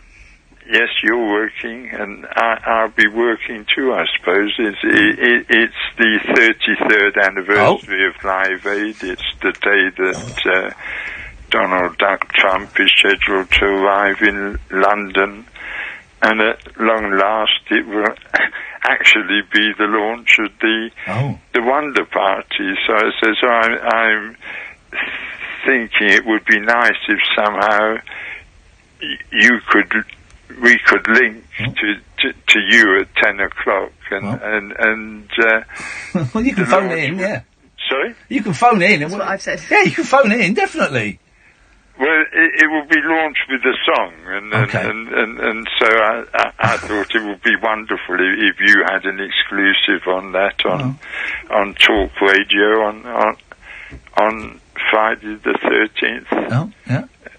Of July. Sure. Okay. Sure. Why not? The launch of the party to end all. Okay, but if the song is rubbish, we'll stop it. No, the song is lovely, and I sent it to you. Didn't click on it. You didn't. I don't click on links. I just don't. Yeah, well, has the link now disappeared? I don't know. I see links and emails. I go, I'm not clicking on that. It's not, don't take it personally. Honestly, Catherine is my best friend, and she was gutted today when she said, you click on that link. I said, Catherine, I don't click on links. What, even mine? Yes, even you. I just don't do it. I lost my temper the other day. Oh. I I used to have a terrible temper, and I can't remember the last time I lost it. Well, who did you lose your temper with, Catherine? No. So I understand that. Shut up. No. Get stuff. Manager of a coffee house in Hampstead. Uh-oh. And because I'd gone to Hampstead because... Did you not click your link? No, there's Maison Blanc site has been empty for a couple of years, and squatters moved in a few weeks ago. Just copying you. So I went there to try and connect with the squatters because I wanted to use their window to advertise the party on July the 13th. Yeah. But they're not on my wavelength at all. And what were they on? Skunk. Sorry? It's skunk. They're on a skunk wavelength, and he's on a pure Thai red stick wavelength. Why'd you say? I wish I was. Yeah, me too, man. Me too. I wish I was, but what is wrong with getting high? Hang on a minute. What did I say? Why are you not hearing what I said? When did I say that there was something wrong with getting high? I don't know. I didn't. I don't know. The implication seems to be that... I don't know. Objection. For Ofcom reasons. For Ofcom reasons, we can't advocate the getting high. Well, no. Hang on a minute. I heard you and Katie talking about when you took ecstasy. I never took ecstasy. I heard Katie talk. I didn't hear you do a disclaimer after that. So you can kiss it. But then she described a really horrible thing that happened as a result of it. She got back with an idiot. She said she had a nice time. She made me want to take... I took ecstasy last night. Oh, here's your second Ofcom. I took an ecstasy last night. I took 3 ecstasies last night because I was listening to your show, and it made me start gurning and think, oh, I want that. And so I took drugs last night because of you. Wow. Yeah. They'll be in the mirror. And I'm going to listen to it on the podcast again, so I'll take more. Hampstead is the highest part of London. In what respect? Well, it is location-wise. Oh, location-wise. I thought you meant. But it should be. I see the future. It will become Amsterdam, and there'll be lots of coffee shops and. It will. I don't know if it will definitely be Hampstead, but it's going to happen. It's going to be legal over here soon. It's all going to happen. Yeah, but Amsterdam it will be the place to be. Yep. Or not. George, listen, well, thank you for that. We'll speak again. 03444991000. Good evening, Matt. Hello. Hello, Matt. Hi, how are you? Yeah, I'm good, thanks, man. Apart from I've got raging headache, and I'm seeing a big gash in the back of your head. Chance of it fighting. And I'm seeing a little bit in double. Apart from that, I'm fantastic, man. So did it get you with its talons or with its beak? Bit of both, wasn't it? Well, I think the main thing was talons. I didn't feel any pecking. I felt kind of like deep scratching. Like it was trying to pick you up and carry you off. I think I might have gone up like a couple of inches. I think it might have pulled me up in the air a little bit. It's always nice to go up a couple of inches. Excuse me. He means his penis. Inside a vagina. Oh, I did. No, I wasn't. No, not at all. Bumhole. I wanted to. Owls don't actually go twit twoo.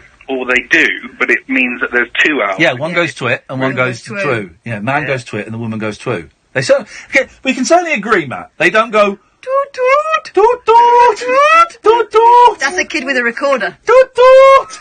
Woo woo.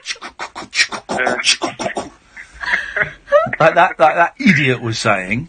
Yes, he was a bit left field. Yes. I want to say that I thought your minute silence thing was a lovely idea, and I think you should do that again. Well, here's the thing. It totally nicked from Mr. Rogers, right? And I thought it was beautiful that he was doing this on a show for 6, 7, 8-year-olds. Wow, man, wow. And I'm going to try something like that with my kids.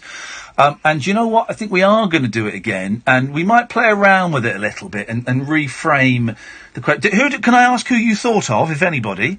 Yeah, I thought about my dad. He died 2009, and kind of miss him. Yeah. And also just about, you said the person that got you where you are today, and I am in a place at the moment where I don't want to be. So part of that kind of takes the edge off the nostalgia for me with him, because I think of some of the reasons why I am like I am is because of him. Yeah. Anyway, but, still, it was nice to have an opportunity just to sit and think about him. Good. Well, I'm glad, and they did this in the cinema, in the film, and it was just so beautiful, beautiful. And we often have silence on this show. And me and Kath think silence is the greatest.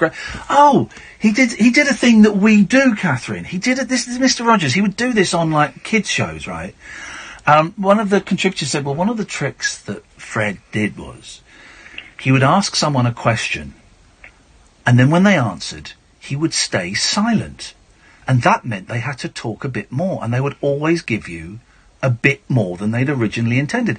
Now, this is a trick, I don't remember where me and Kath got it from. This is a trick that we've been using for a few years. It's a great one if you're interviewing like a politician or someone. Classic interview. It's beautiful. Yeah. But this was a guy who was doing it on kids' shows, just to get people to reveal a little, not to be mean, not to trip them up, just to encourage people to reveal a little bit more about themselves than they normally would. The guy's a genius. I tell you what we'll do, right? If it gets a screening over here, let's arrange a show trip, shall we? Let's arrange a trip. I'll keep an eye out. It's probably going to be London, guys. I'm sorry, but we kind of live near London. But if there's but you can organise satellite trips amongst yourselves. Yeah. People that talk to each other on YouTube and stuff. If we see that it's on, I'll find a screening, and I'm not going to pay for the tickets. I'm not stupid, but we'll invite you all down there, and we'll all try and meet up at the same time and sit together, and we'll go and watch it together. How's about that? When they did it in the cinema you're in, was the whole audience quiet as well for them in it? Well, yeah, they were, but then it was a film and people are quiet anyway, and it wasn't that big an audience because I think it's quite a niche film, even by American standards. Yeah. But I tell you what, there were a couple of instances during the film when people in the audience were openly sobbing. Now, obviously, this guy has been a big part of... These people were there, I'm assuming, a lot of them were in their 40s and 50s and 60s. A small audience, but I'm assuming that Mr. Rogers has played some part in their life. There is some nostalgia they associate him with being a kid or with their parents or with their grandparents or whatever. So I'm guessing that his persona has slightly more meaning for them than it did for me. I went because I thought it'd be an interesting documentary. I was in tears at bits of it. But these people were openly sobbing, and it was beautiful. It was beautiful because of that. I'm going to... It may not even get a cinema release over here, and if it doesn't, I'm going to get the DVD, and we'll hire a cinema somewhere, and we'll. You'd think someone like the Prince Charles or someone like that would do it. Yeah. Well, I'm going to keep my eyes open, and if anyone spots it, won't you be my neighbour? Being screened anywhere in the UK, you send me an email, and let's arrange it might be time to call in that favour from the guy at the Regent Street cinema who was up wasn't it Riley? Not Riley. I emailed him the other day. What was his name? Hang on. Ripley. That was it. Ripley Talbot. You know what? I might just do that. Hey, thank you for that, Matt. I'm glad. I hope the thoughts of your dad were pleasant ones. Well, yeah, mixed, but it's always useful just to kind of reflect for a minute, isn't it? Yeah. Anyway, thank you, mate. Thanks for that. Take care. Have you back. Ta-ta. There we go. A nice guy. 0344 499 1000 is the telephone number. Guys, do not update your Apple phones because the Talk Radio app does not work on the update. 2018, Talk Radio bosses, 2018. 0344. So we only just had a show hosted by two women that isn't about fannies, so... it was a bit about... Oh, you're joking! A bit less than this one, though. 0344 499 1000. Gerard and then Dan. This is the Late Night Alternative on Talk Radio. Across the UK, online and on DAB. A radio star is born. You're going to love Talk Radio. Before it started. For everyone who wants more from their Wi-Fi. For everyone who wants to binge-watch box sets all day long. For everyone who's been stung by unexpected broadband price hikes. TalkTalk has your back. Because our faster fibre comes with our promise of no mid-contract price rises and includes our all-new Wi-Fi hub. With our fastest, strongest, most reliable signal yet. All for just £25.50 a month for 18 months. Search TalkTalk Fibre. TalkTalk for everyone. £30 setup fee, contracts and conditions apply. To the McCulloch man, his McCulloch lawnmower is like the finest footballers across Europe coming together to get the job done. And the morning challenge of the tough, unruly grass facing him, that's like a local pub team. Pathetic. He'll cut them down to size long before the midday kickoff. Game over. Get your McCulloch lawnmower and other garden power tools at good DIY stores nationwide or at McCulloch.com. McCulloch, the power to get the job done. Hello, Now TV Entertainment Hotline. What are you in the mood for today? I want to lose myself in something epic. Sounds like Game of Thrones is your thing. And you can relive every battle for the Seven Kingdoms because we've got all 7 seasons. Well, that's my night's watch sorted. Whatever you're in the mood for, the Now TV Entertainment Pass has the latest and best shows and over 300 box sets to suit your every whim. To start your 14-day free trial, search Now TV. 18 plus, new customers only. Pass renews at $7.99 per month unless cancelled. So you want to be a Sicario? Critics are calling Sicario 2 the most exciting thriller you'll see this summer. You're gonna help us start a war. With who? Everyone. You want to see this thing through? I'm gonna have to get dirty. Starring Benicio del Toro. You gotta do what you gotta do. And Josh Brolin. No rules this time. Sicario 2. In cinemas Friday. Book tickets now. Rated 15. I can't pretend to be a great celebrity. Whatever the size of your business, now you can take card payments, square and fair. Get next business day payments as standard, with no monthly fees and free point-of-sale software. Learn more at square.com/fair. Authorised by the Financial Conduct Authority for the provision of payment services. Terms and fees at square.com/fair. Sort you out. The mother of all talk shows with George Galloway on Talk Radio. We'll get you talking. Listen up, comrades of the world. Unite. Our glorious leader, George Galloway, was the mother of all talk shows. The switchboard is lighting up. Controversial conversation and cutting-edge current affairs comment with the notorious B.I.G.G. Listen, this guy's a nightmare. He's not a great guy, folks. The mother of all talk shows with George Galloway. Friday night from 7 on Talk Radio. Tiny Dino Hands. Across the UK, online and on DAB. The Late Night Alternative with Iain Lee on Talk Radio. On the radio.co.uk. Just trying to cash in on my misery. Iain Lee claims to have been attacked by an owl. Claims. And lose a pint of blood. Iain Lee kicked off his show on Tuesday evening by telling listeners all about being attacked by an owl earlier that day. Oh, sorry, I'm struggling to read it because it's quite emotional. Do you want me to read it? I would actually, yeah. Where is it? If you go to, I've just retweeted it. If you go to my thing and I can't So you read mean I it. have to click on your link? You've actually asked for that. Don't laugh, Sam. You haven't got to suck up to her now. I'm the boss. You don't have to, Catherine. You volunteered. See, I might have muted you. Hang on. Where are you? It's the thing I've just retweeted, mate. Okay, I'm just trying to find it. No, I think I might have muted you. Okay, hang on. I'll just look you up. Unmute. Okay, yeah, I've got it. Okay, I'll read it out. Let's see what's where. Iain Lee claims to have been attacked by an owl and lose a pint of blood. Dear. Iain Lee kicked off his show on Tuesday evening by telling listeners all about being attacked by an owl earlier that day. He says he was taking some time out. You're emotional too. In an area he never knew was popular for... He never knew. He says he was taking some time out in an area he never knew was popular for gay men to meet up when an owl attacked him from behind. He made it to hospital with the help of a stranger who drove him all the way there and used a towel to stop the blood from making a mess in his car. He later tweeted a photo of himself in a wheelchair, all bandaged up, saying his head had been glued back together. This is excellent storytelling, by the way, whoever wrote this. Is there a name? No. Why wouldn't you put your name on this? Oh, I know. Iain said he might not make the show, but he appeared as usual after the 10 p.m. news for his talk radio show. Oh. That's 2 shows in 1 sentence, mate. My dad would have had a red pen. Come on, please. He joked that he should have an owl, don't know why there's a capital letter on the O, representative on the show to apologise on behalf of the owl which attacked him. Okay, 2 owls in 1 sentence. Not long ago, he says he fell down a well and often makes up pretend situations for his listeners. Sorry? Apparently that's English. Not long ago, he says he fell down a well and often makes up pretend situation for his listeners. No, that's not true. It's not true. I mean... Okay. Read the paragraph about the gay men again. He liked that one, didn't he? Okay, here we go.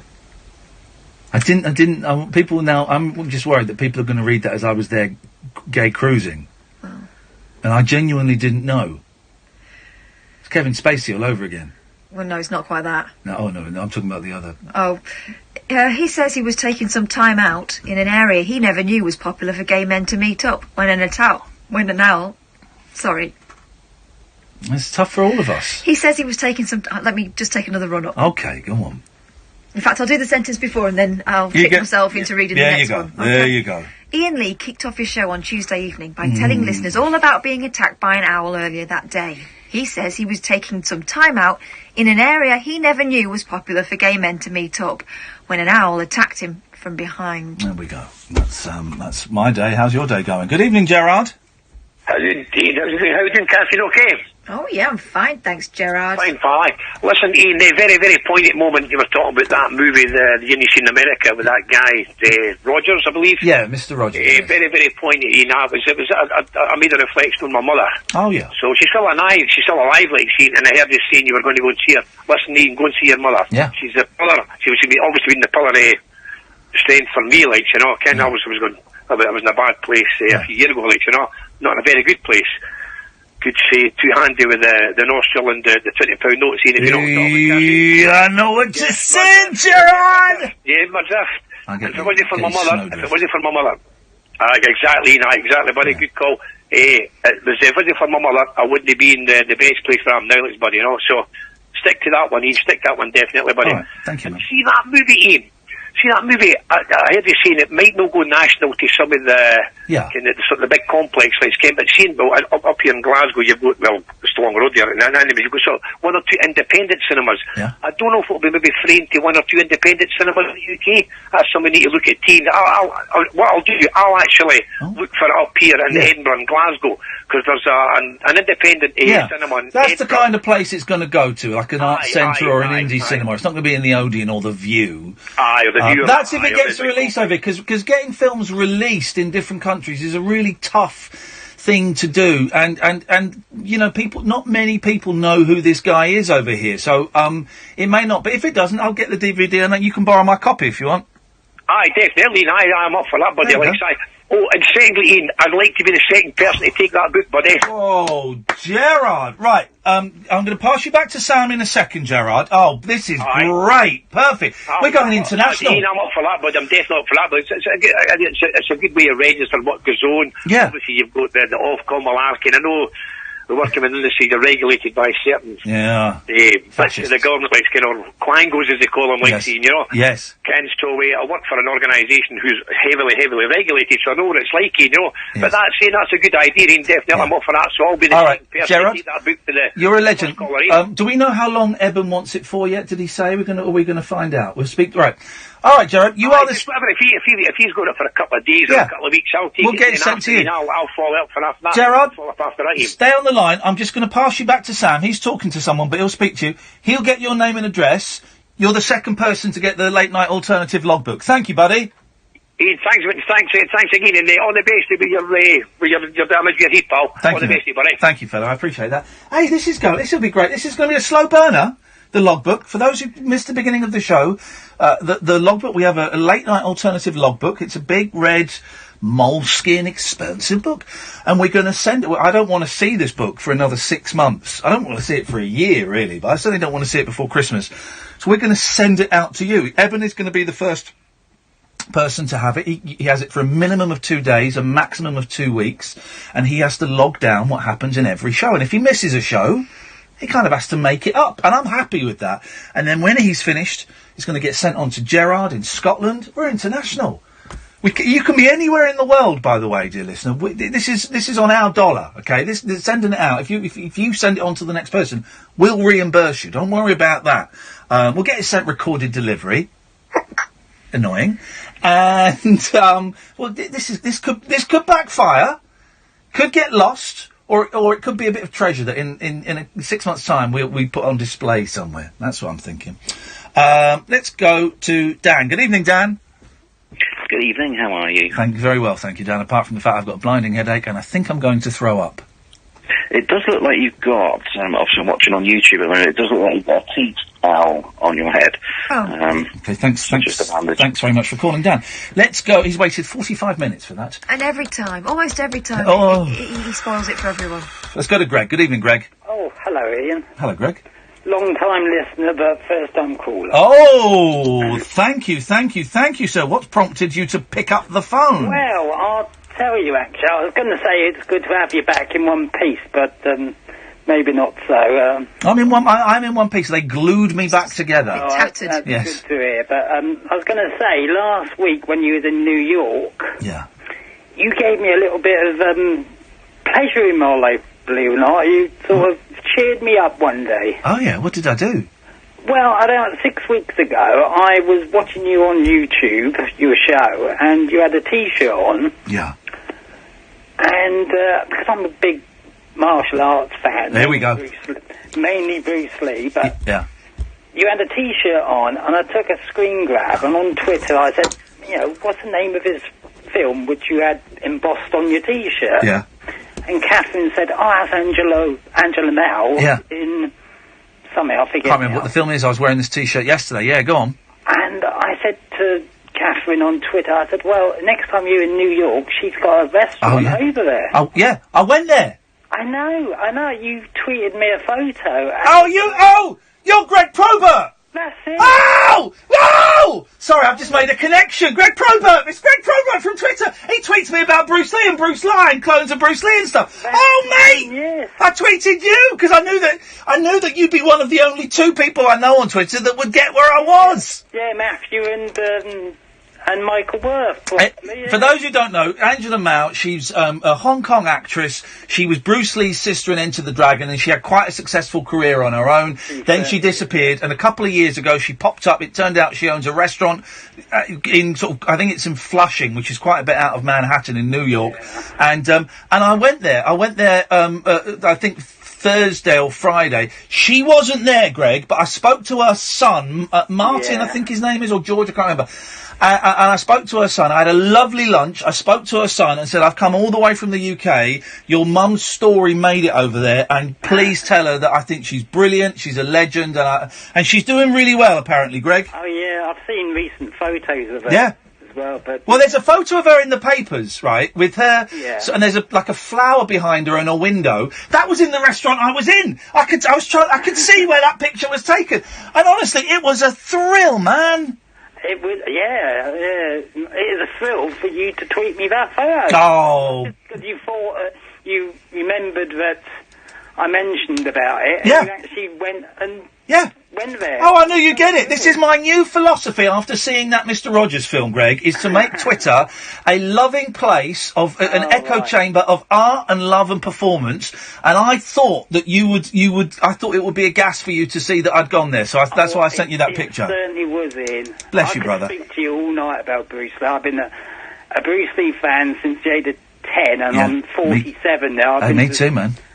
I've been to Seattle twice for his grave, and I've been to loads of conventions, met Jim Kelly. Oh, shut up! Really? Saxon, yes.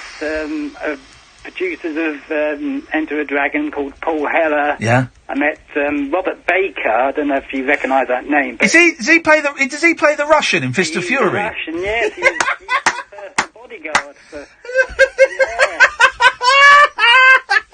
I've met him. That one out of the hat. Photos on my wall, and I've got a 2-year-old little daughter. Yeah.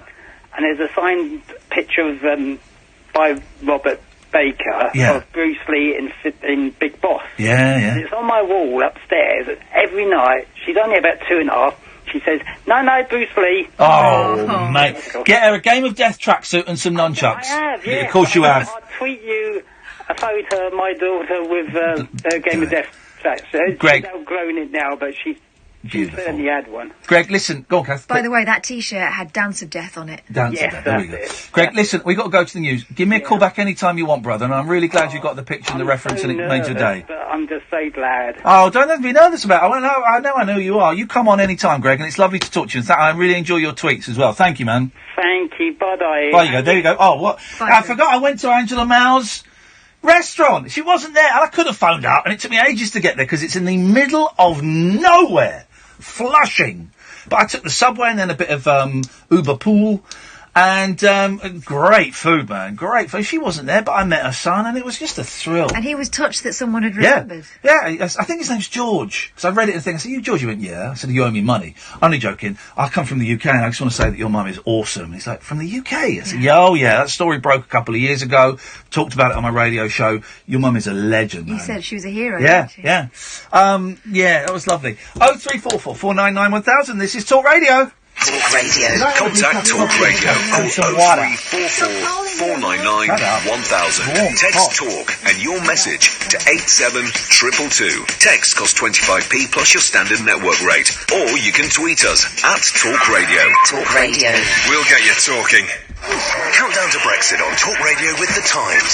Know your times. The clock is ticking as the UK prepares to officially leave the European Union. Listen to the No Nonsense Breakfast with Julia Hartley-Brewer tomorrow morning from 6:30, when she'll be joined by Times journalists to discuss the latest Brexit developments. Don't just be informed, be well informed with debate, analysis and opinion from right across the political spectrum. Countdown to Brexit with Julia Hartley-Brewer, weekday mornings from 6:30 on Talk Radio with The Times. So you want to be a Sicario? Critics are calling Sicario 2 the most exciting thriller you'll see this summer. You're gonna help us start a war. With who? Everyone. You want to see this thing through? I'm gonna have to get dirty. Starring Benicio del Toro. You gotta do what you gotta do. And Josh Brolin. No rules this time. Sicario 2. In cinemas Friday. Book tickets now. Rated 15. How do you think England are going to do this summer, Bob? I don't know, John, but I've got a good feeling about Iceland. They're demonstrating an impressive 3-2-1 formation. That's right. 3 Restaurante pizzas, 2 garlic breads, and a 1.5-liter bottle of Pepsi Max. All for only £5. With a lineup like that, there's no way you can lose. Fill your freezer and win at summer with Iceland. Subject to availability. See in store for details.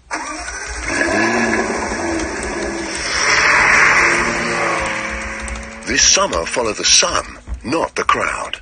With the Jaguar summer sales event from the 6th to the 8th of July, enjoy 15% off all accessories and an additional £1,500 deposit contribution with 5.9% APR representative PCP finance. Search Jaguar sales event. Jaguar, the art of performance. Selected models only. Credit subject to status. UK 18 plus only. Terms and conditions apply. Black Horse Limited trading as Jaguar Financial Services. 15% off all accessories. Purchased alongside a vehicle between the 6th and 8th of July 2018. Subject to availability. At participating retailers only. Mouth Ulcer Diaries, Chapter 1. The Peril of Lady Scarlet. Oh gosh, this mouth ulcer pain is just the worst. Luckily, Bongella's on hand to offer some assistance. 3 minutes later. Oh, thank you, Bongella. You're my hero. Until the next adventure, Bongella. Fight mouth ulcers in 3 minutes. Always read the label. Across the UK, online and on DAB. Talk Radio, on the hour news headlines. Good morning, I'm Danielle Yarowiecka. A plumber from North London's been found guilty of planning a terror attack on MPs and police in Westminster. Khalid Ali was dramatically arrested outside Parliament in April last year when armed officers found he was hiding 3 knives. Do you have anything on you that may hurt us or hurt anyone else by virtue of us searching you, mate? Yes. Knife! Another knife. Second knife, fellas. Oh, another knife. Third knife. He said he wanted to deliver a message to decision makers. The 28-year-old spent years making bombs for the Taliban in Afghanistan before returning to the UK in 2016. Donald Trump has won a legal battle over his Muslim travel ban. US Supreme Court judges have ruled in favour of his policy of stopping people from 7 mostly Islamic countries entering America. Meanwhile, 17 states are suing Mr. Trump's administration over the separation of migrant families. Lawyers argue that refusing entry to asylum seekers at the US-Mexico border is cruel and unlawful. Uber has won its licence back in London. The taxi-hailing app has been given a probationary one that requires a review every 15 months. Transport for London refused to give the firm a 5-year permit last September due to safety concerns. The city's mayor, Sadiq Khan, says they'll continue to be scrutinised. What's quite clear from the court case and the appeal process is there are a number of things Uber were doing that was wrong. That was the conclusion we reached back in September. It's now for Uber to make sure they abide by their conditions. They're on probation, and we'll make sure we monitor them closely. One of the UK's biggest food and drink wholesalers is having supply issues with soft drinks and beer. Booker says it's down to an international shortage of CO2, which adds the fizz. Managers are working with suppliers to minimise the impact for customers. And a charity's asking us to offer water to homeless people in this hot weather. Shelter says rough sleepers are at risk of sunstroke and dehydration. Your weather today, another very hot one for most of the UK. Temperatures will reach the high 20s. Across the UK, online and on DAB. Take a far-out trip into the twilight zone of late-night radio with Ian Unmissable late-night radio with the original king of unconventional conversation. Make contact with Ian Lee. The late-night alternative with Iain Lee on Talk Radio. Oh, man. 0344 499 1000. I feel quite,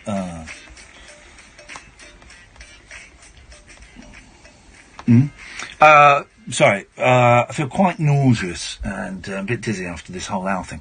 Anyway. We've got no phone calls, so you can call in now. I'm just on 9, and it's made OK Magazine. My suffering is, once again, other people's entertainment. I'm in OK Magazine. Shall we click on the OK Magazine link and see what it says? Let's click. Okay.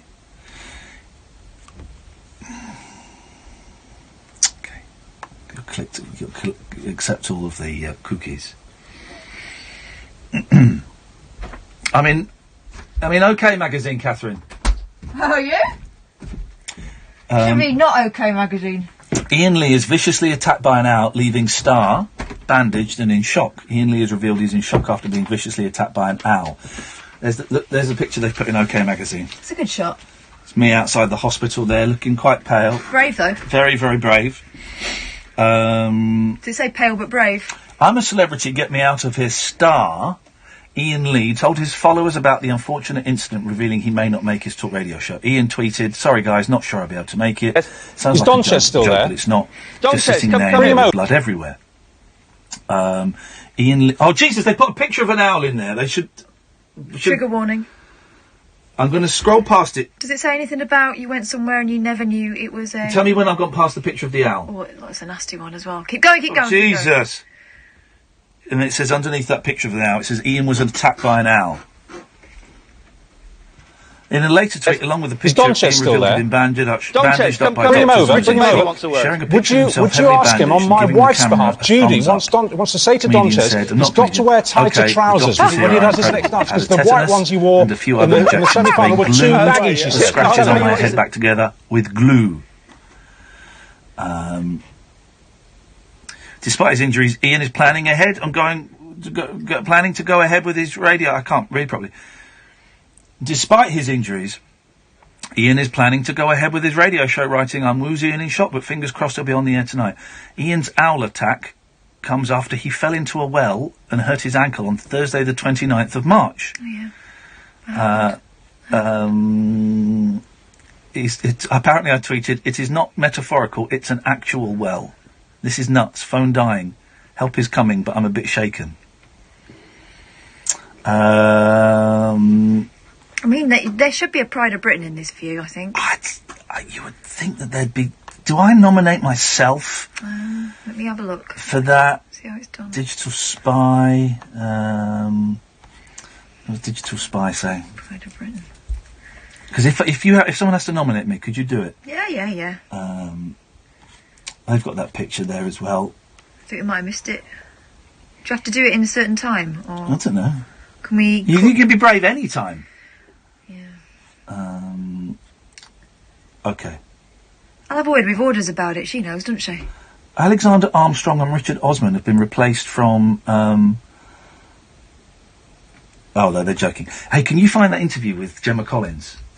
Oh, right, yeah. Have you read it? I've heard tell. Mate, it's funny. I'll get you to read it out. It's funny. The GC. The GC. 0344 499 1000 is the phone number if you want to give us... Hey, good news! The Kinks are getting back together. Woo. The Kinks are getting back, the 3 surviving original Kinks. Ray Davis, Dave Davis, and... Well, I can't remember the drummer's name. Mick Avery.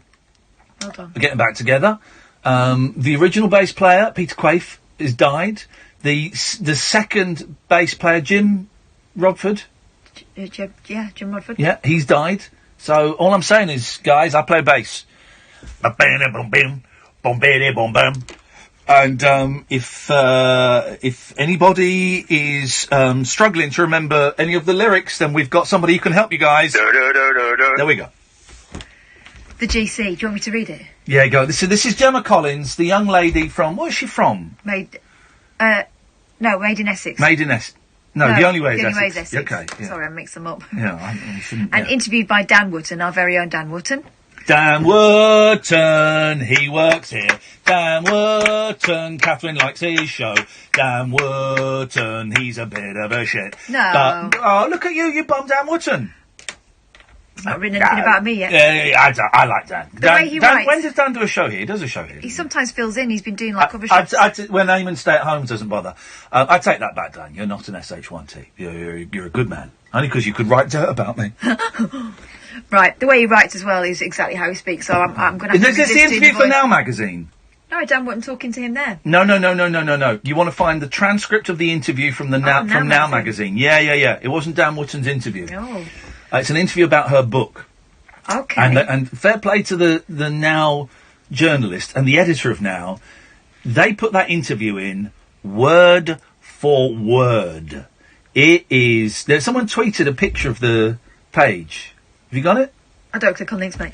Is it this, Celebs Now? No, mate. That's... No. Exclusive Gemma Collins interview? Right, but you don't... No. But you don't want to see... Why is this so difficult? You don't want to see extracts of it. You want to find... You want to read the interview as it is, word for word, okay? All right. You do that, and I'll speak to an alcoholic blind man. Good evening, Manny. Evening. How you doing, man? I joked about you being an alcoholic blind man, but I'm hoping things are on the mend. Not necessarily your eyes, but your soul. What's going on for you, brother? It's good. Yeah, really? Yeah. Why don't you tell your face and your voice? Why don't I? I don't know. They don't listen. Mm-hmm. They don't listen. How was your holiday?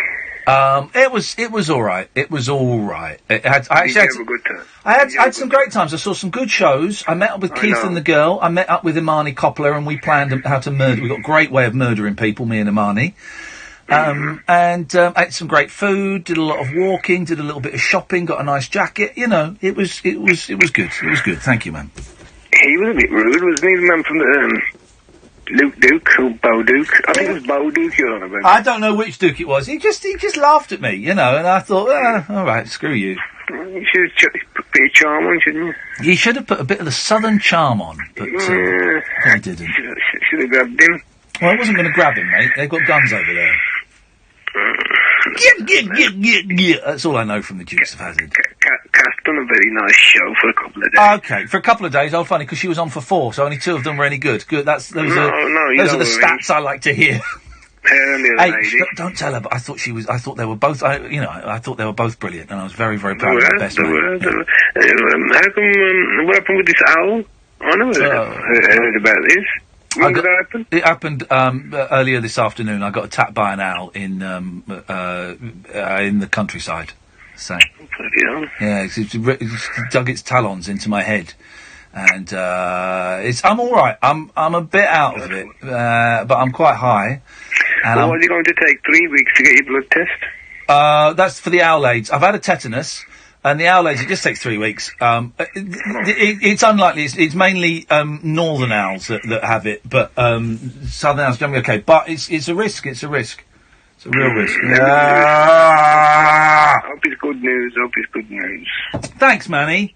Have you found that thing yet, Catherine? Yeah, it was the right place, and you told me to look in a different place. Well, can I see Someone what taken a picture of it, Right. but this is the actual transcript there. It's there. Okay, all right. Thanks very much for your interference. It slowed everything up. And someone has got a little bit TBFHB. You know what I'm saying, man? TB F for Freddy HB. TBFHB. It's a well-known phrase or saying, Manny. You've got 30 seconds to try and work out what it is, and your 30 seconds starts now. TBFHB. There's £1 million at stake here, Manny. It's a well-known phrase or saying. This could be rude, eh? It's not rude. I'm not going to waste your time. You've got another 19 seconds. TB. Would you like one of the words? How are you, Kat? No, don't. Would you like the second word is big. Big. T-big FHB. Big fat house. Oh, Manny. Too big fat house. Well, she does live in a fat house, actually. But no, it's too big for her boots. Too big for her boots, Manny. I am uppity and proud. There we go. Are you, Kat? Are you good? Yeah, I'm all right. You've done a good show, didn't you? Okay, thanks for calling, Manny. Let's just go to the adverts. Talk Radio. Talk and entertainment. Too big fat house. Across the nation. Talk Radio. Give it some lift. Are you seeing this? If I bet £5 on any Bet Your Way market on the England game, Betway will give me a £5 free bet. With Bet Your Way, you can combine anything you like. Cards, corners, goal scorers, Don't read anymore. The World Cup couldn't get any better. A £5 free bet.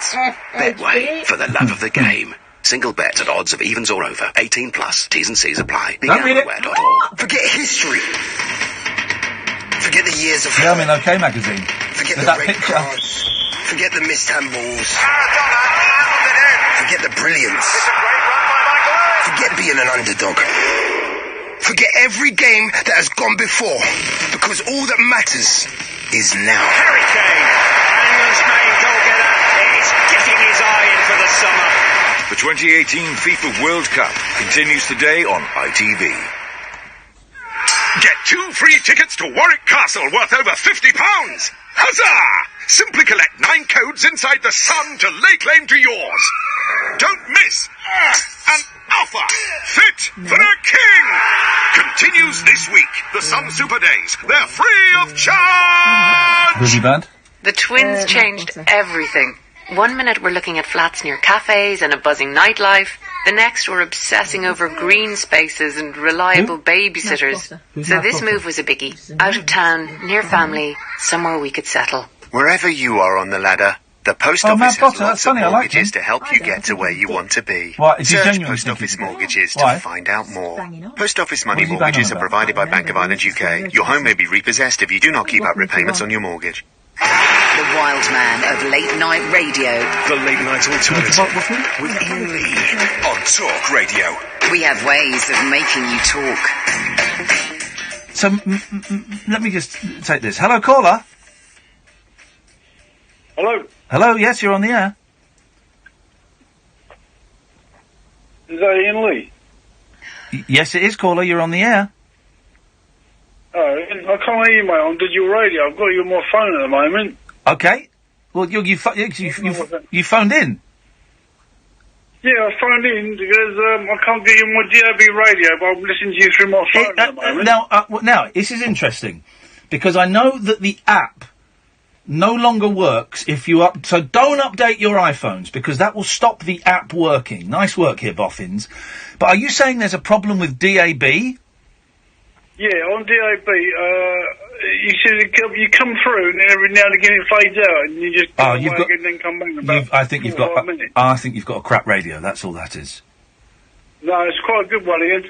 Right, so if I walk out into the office and get the DAB radio there, and walk back and bring it here, and play Talk Radio, are you telling me it's going to be fading in and out. Yeah. Right. Your voice will come through, and then all of a sudden there'll be no voice, and then they come back. I'm going to go and get the radio, Catherine. I'm in You talk to near this. Brighton. You near talk to this Sussex, guy. so- Brighton. I'll get the radio. I'm walking out.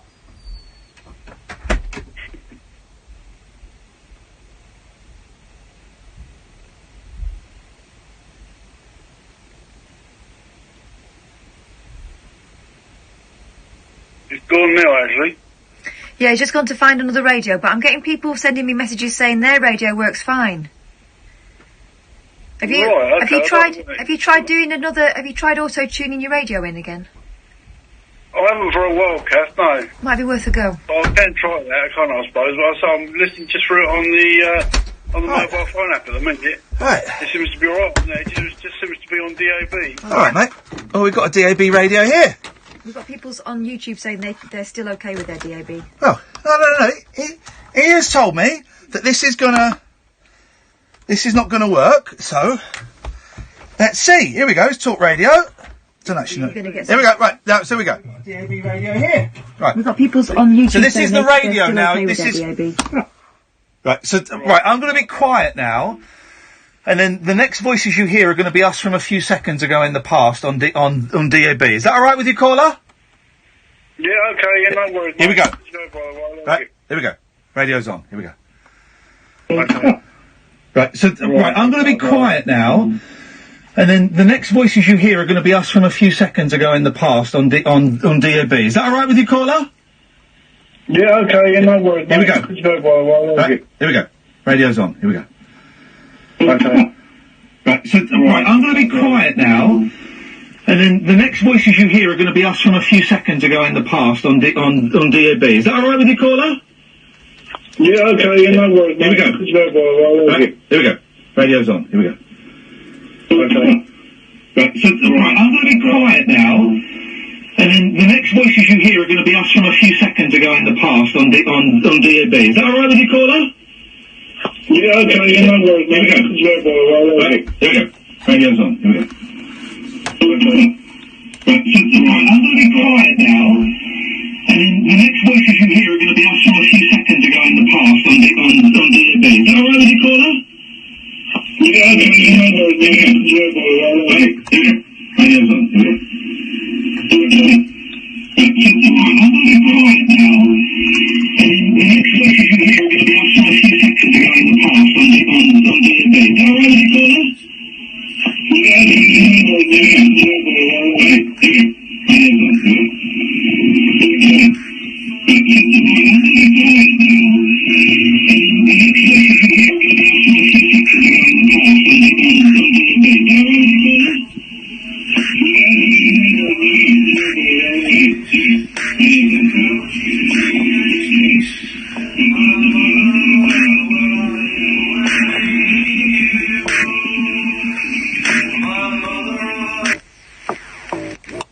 Yeah, it was a bit funny, wasn't it? 0344 499 1000. So Gemma Collins, who I've worked with years ago, but I like Gemma, but some people don't. So she's got a book out, and she did an interview for Now magazine. Catherine, could you read the whole thing? You can even do voices if you fancy. Oh, I will. Yeah, of course you will. No, you need no invitation for that. Hi, Gemma. How are you? I'm very good. How are you? Good. What have you been up to today? I've been doing loads of interviews for my book, just like I'm doing now. It's been very full on. So, tell me about your book. How did it come about? Have you read it, hun? No, I haven't, I'm afraid. Okay, so you're doing this interview without having done any research or read the book or anything? Oh, I wasn't sent it. PR says it's only been sent to certain people and it's not out yet. She'd have been lucky to have already read a copy. Who'd you work for? Now magazine. Gemma to her PR. All these questions need to be about the book, and if they haven't got the book in front of them, they would have been briefed on the book, though. Okay, have you been briefed on the book, hun? Yes. All right, go for it then. What is it you wanted to ask me? How did the book come about? Well, basically, I read Pocket Kim Wisdom, a book of quotes from Kim Kardashian. My mum bought it for me, and it was absolutely hilarious. So I thought, you know what? I need to do my version of it, and it's literally what I've done. This was my whole inspo for the book. And what kind of advice do you have in there? they're giving you any stuff from the book, then you'd know. It's going to be hard to do this if you don't know. Basically, it's a real fun guide to life and the best version of you. How have you specifically earned your divaship? I've been through a lot in my life. I'm a real ambassador for all the girls out there. And basically, yeah, that's that really. I'm GC, baby! What's the best advice you give in the book? Well, if you read it, you'd know. So I think wait until you get a copy and then you'll be able to embrace the book. It's hard to do an interview if you haven't done any research on the book or sent it. So I'm going to get them to send you a book and then you can read up on it and then maybe we can do this another time because we're meant to be doing an interview on the book. But if you haven't got the book in front of you, then you won't know what it's about. Do we have the next question? That's PR. Do you see what I'm saying? It's hard for the girl to do the interview if she hasn't got the book and stuff. Absolutely. So what was your next question for Gemma? What they weren't about the book specifically? Okay, so this was meant to be about the book. Basically, any of the interviews have to be about the book. Anything else isn't relevant. Darling, don't worry. We're going to get the book publishers to send everyone doing an interview the book. Thank you. Bye. They published it word for word. That is incredible. Wow. I mean, because the rules of the game are, you've got a book to plug. You do a 20-minute interview. 5, 6, 7 minutes is about the book, and the rest of the interview is about, you know, unless you've been specifically said you can't, the rest of it is about, you know, life and what's going on and stuff like that. And as long as you got the book at the front and at the end, and everyone's happy. There is an art to doing it, and when you watch the interviews that people do on TV, like Good Morning, watch GMB one morning, right? You'll see people going on ostensibly to have a little chin wag, and they'll drop the book title in about 3 times. Yeah.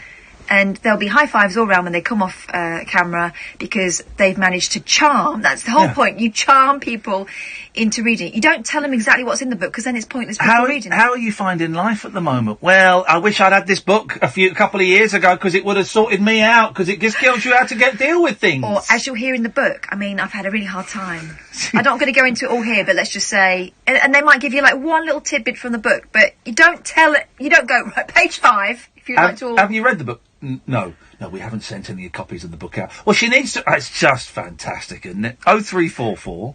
And thank you for that performance, Catherine. 0344 499 1000 is the phone number. You know is that a meme? You know the meme, and I never really understood this. A meme? You know that... Gemma Collins called it a meme. A meme. You know that meme? I'm showing it to you where it's... The guy looking at another woman while his girlfriend watches him... And he doesn't realise he's been... And I don't know what that is for, but it's been used for lots of jokes. It was a stock photo. Right. And there's a few of them, like them walking along, this couple, and then she walks by. It became a phenomenon. Yeah. Well, someone has done some research into the girlfriend, the girl on the right, okay? And this is quite funny. It's going to be tricky to describe. This is on Twitter. Distracted boyfriend's partner is stunned by phone and computer screens. The distracted boyfriend meme, based on a stock photograph of a man looking at another woman while his partner watches in disgust, has been a phenomenon. There's now another backstory to the woman's life. So this woman on the right we're looking at, right? The disgruntled girlfriend. Yeah. Right, so this is some guy called Ernie Smith, short form Ernie on Twitter, right? Know the girl on the right? I have something to show you guys.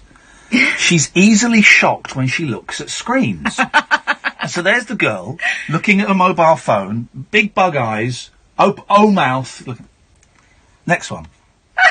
I mean, really, really shocked. How would you describe that? It's the same girl, same face, different shirt, different day, different phone. Okay. Absolutely in disbelief. Same again. It's the same girl, a different shirt, probably a different day, different phone, still shocked. Her friends are shocked too. So there's a picture with her doing the bug eyes, the mouth, looking at a phone, and she's got 2 friends doing exactly the same faces. She's even shocked when using a laptop. She's cornered the market in shocked. And things are shocking even when she's with her friend, and it goes on. She's even shocked when she's wearing a blue shirt, but not as shocked as she usually is. If I were her, I'd just be in a constant shocked state all the time. Especially when wearing glasses, is one of her. And it goes on and on. Or she's even shocked when reading a letter while still in front of a screen. It goes on, or looking at someone else's phone, or while paying for something online at the coffee shop, or while at the beach on a nice day, or while going over the annual report with a co-worker. And here's one where there's no computer, or even without a phone at all. It's so someone And it goes on that she's quite possibly they think she's a Spanish model. And these are all stock photos. So she, it's one of her jobs. She goes around and she takes all these pictures and things. But, someone, this short form Ernie, has put in the work and has found all of these stock photos of her doing shocked faces. Oh, it's great. I'll retweet that if I can work out how to.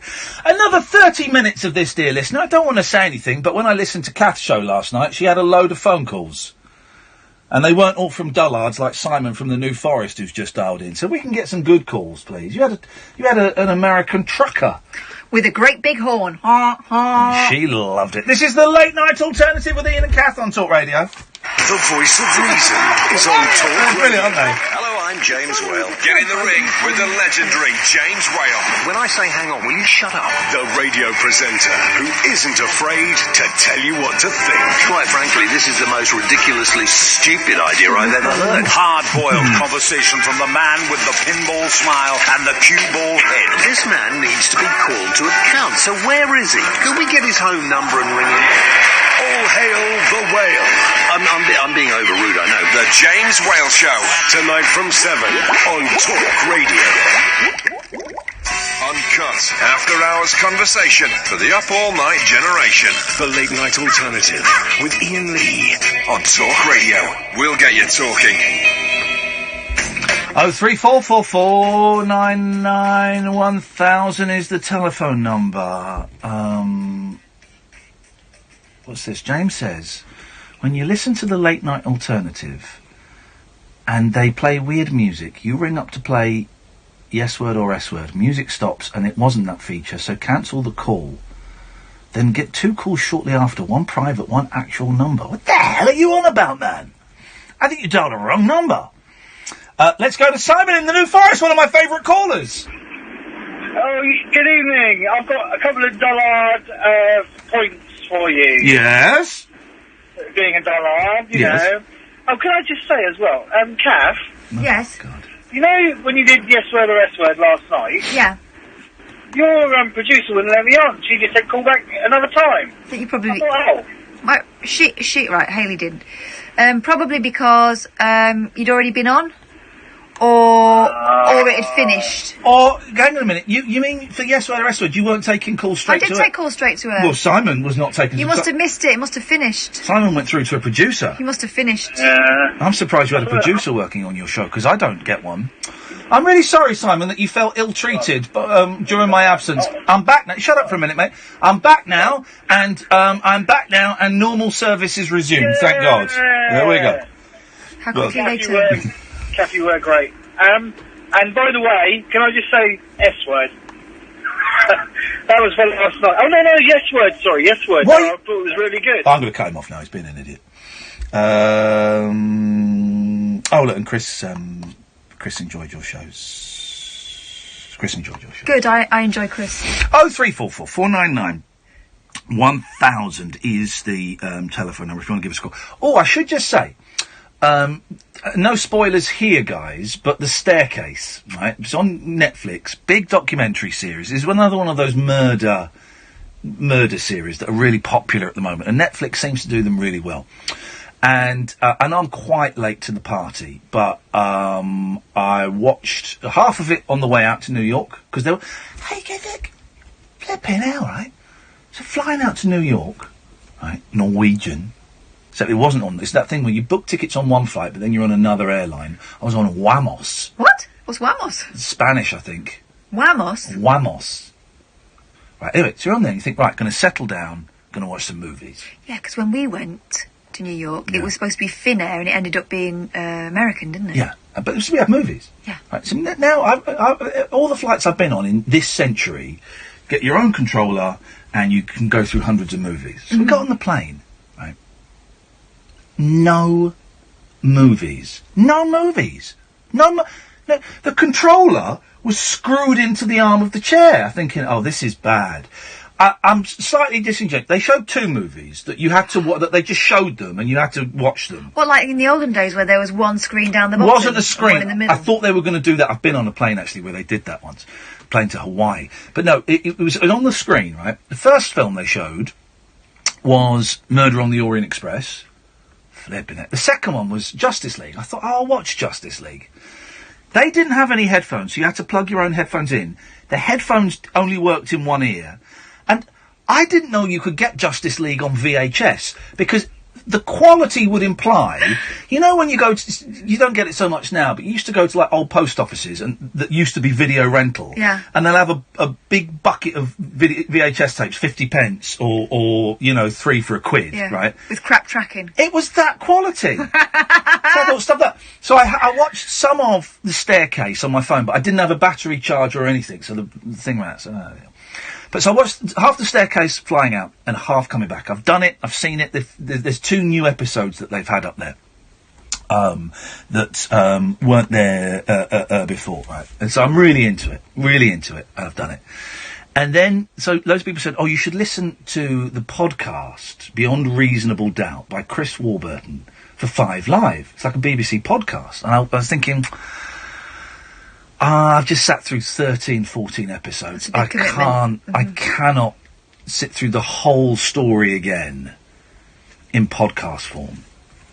But then I listened to the penultimate episode. There's some new episodes coming out of this Beyond Reasonable Doubt. So I listened to the penultimate episode, and it's an interview with Michael Peterson, the guy that's accused of the murder, right? And so I listened to that, and I quite enjoyed it. And then I'm listening to the one after it, and actually I'm going to do the whole series. Anyway, Chris Warburton is coming on the show next Wednesday, and he's got a couple more episodes that are going to be, his series is finished, but because Netflix dropped 2 more episodes, he's going to drop 2 more episodes, and we might be in one of his. He's asked if the interview, you know, covers ground that he's happy with, can he put it in the podcast? I said, dude, of course you can. Might be in a BBC podcast. Up yours, 3 counties. So he's going to come on the show next Wednesday, right, to talk about that, because here's the thing: The Staircase is very heavily biased in favour of Michael Peterson, the guy accused of the murder. And apparently, the podcast is more impartial, possibly favoured towards the murder victim. You know, so the series kind of, you know, no spoilers, but the bias is there and is pretty obvious to see. And the podcast comes up with different conclusions to a few of these threads, lots of different threads, and the podcast comes up with slightly different ones to the thing. And also he told me something really interesting. Here's something for you facts fans. It's not a spoiler. Michael Peterson has had, I don't know if he still had, a 15-year relationship with the editor of the documentary series. Oh. Now, you're a journalist. I'm listening. I'm gonna get up and turn the heating down a bit because I'm a bit hot. That's bent, isn't it? That's a bit bent. It wouldn't be allowed. I mean, certainly the BBC wouldn't be allowed. You'd have to declare that interest, and that would be too much. That would be way too much. It's not even like, you know, I've been for a dinner with them before I knew that they'd done something, and so we've got an old friendship. Having a relationship with someone for 15 years kind of rules you out of the impartial bracket. Oh, it's a French film crew, so and they've been filming them for years. But I thought, that's a bit suspicious. So they've been filming them for years, and having a relationship at the same time as filming. It would appear so. No. No. And also, there's loads of stuff that wasn't in the documentary. Here's something for you guys, and this I don't want to dwell too much on this, but and this will mean nothing to you, Catherine, but to some people it will, if you've seen the whole series. During the trial, he bought 3 blowpokes. First of all, I'd never heard of a blowpoke before. It's kind of like a poker that you blow through. But he bought 3 blowpokes. That wasn't mentioned. There's loads that isn't mentioned. Anyway, so Chris has done this podcast. He's interviewed Michael Peterson. He's interviewed a lot of the key players, all of the key players. He's going to come on the show next Wednesday. So the first hour next Wednesday, this goes against everything you're taught in radio. If you're halfway through The Staircase, or if you intend to watch it, don't listen to the first hour next Wednesday, because we are going to... or do what I'm going to do, binge between now and then. Binge, but there's going to be spoilers, because we're going to talk about the ending, we're going to talk about the new episodes that dropped recently, we're going to talk about everything, okay? And we'll remind you again on Wednesday. I'm also really, really trying, and we think we have a phone number, but if anyone can help, we're trying to get the sister of Kathleen. Her name is Candice Zamparini. Mm-hmm. She's the sister of the woman who was murdered. You decide. And I've got a phone number. Catherine's found a phone number. We think it's her. I'll give her a call tomorrow. Let's see, and see if we can persuade her to come on. I don't think we will persuade her, but I'd love to talk to her because she's been getting a lot of flack online because she.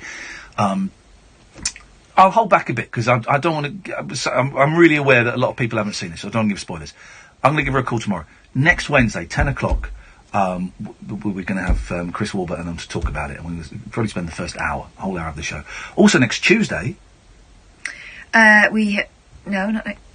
next Tuesday. Thursday, isn't it? I don't know. You tell me. You're the producer. What's next Tuesday? Uri Geller. No, that's tomorrow. Bloody hell, is it? Yeah. Oh, we've got Uri Geller tomorrow. Have your spoons at the ready, guys. Good evening, Louise. Hello, welcome back, Ian. Thank you, Louise. Good evening, Kath. Hiya.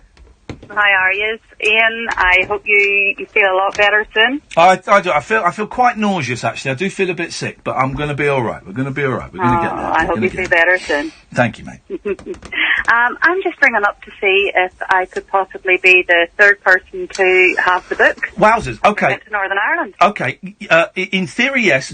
Let's hold our horses a little bit, only because I don't want to get too far ahead of ourselves. And this isn't me saying, oh, yes, of course you can. Quick, don't let her have the book. Yes, in theory you can, but can you phone up when we find out when the second person, Gerard, when we find out when Gerard wants to hand it back?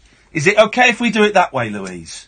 Yeah, that's no problem. Just because otherwise it becomes a little bit of a nightmare in terms of remembering, and so I don't want to book. I'm really comfortable having two people in advance. Any more than that, it gets a little bit tricky. But how do you think you're going to do it, Louise? What kind of technique are you going to do to fill in the logbook? Oh, that's a very good question. I haven't thought that far in advance yet. And maybe just want to surprise you. All right, but beautiful, fine. I don't. So I genuinely, I don't want to look in that book until Christmas. And here's for those who just tuned in, we've got a logbook. We're going to send it out to listeners for a minimum of 2 shows, a maximum of 2 weeks, and they are going to record everything that happens on the shows. They can also record what happens in their own lives as well. And then, in theory, they then send it on to the next listener. Now, I get that some listeners might not want to give other listeners their address. That's fine. So it will get sent back to us. But when it gets sent back to us, Catherine and I will not look in that book. No. You cool with that, Catherine? Yeah, absolutely. We will not look in that book. I don't want to look in that book until, well, maybe we do it Christmas or New Year's Eve or something like that. Maybe that's what we do, is we go through if we're on air on New Year's Eve, maybe we go through it on New Year's Eve. Maybe we do that. Little look back on the year. There we go. That's almost like a thing. So me and Catherine will not look in that book until Christmas, New Year's Eve time. That sounds like a plan, doesn't it?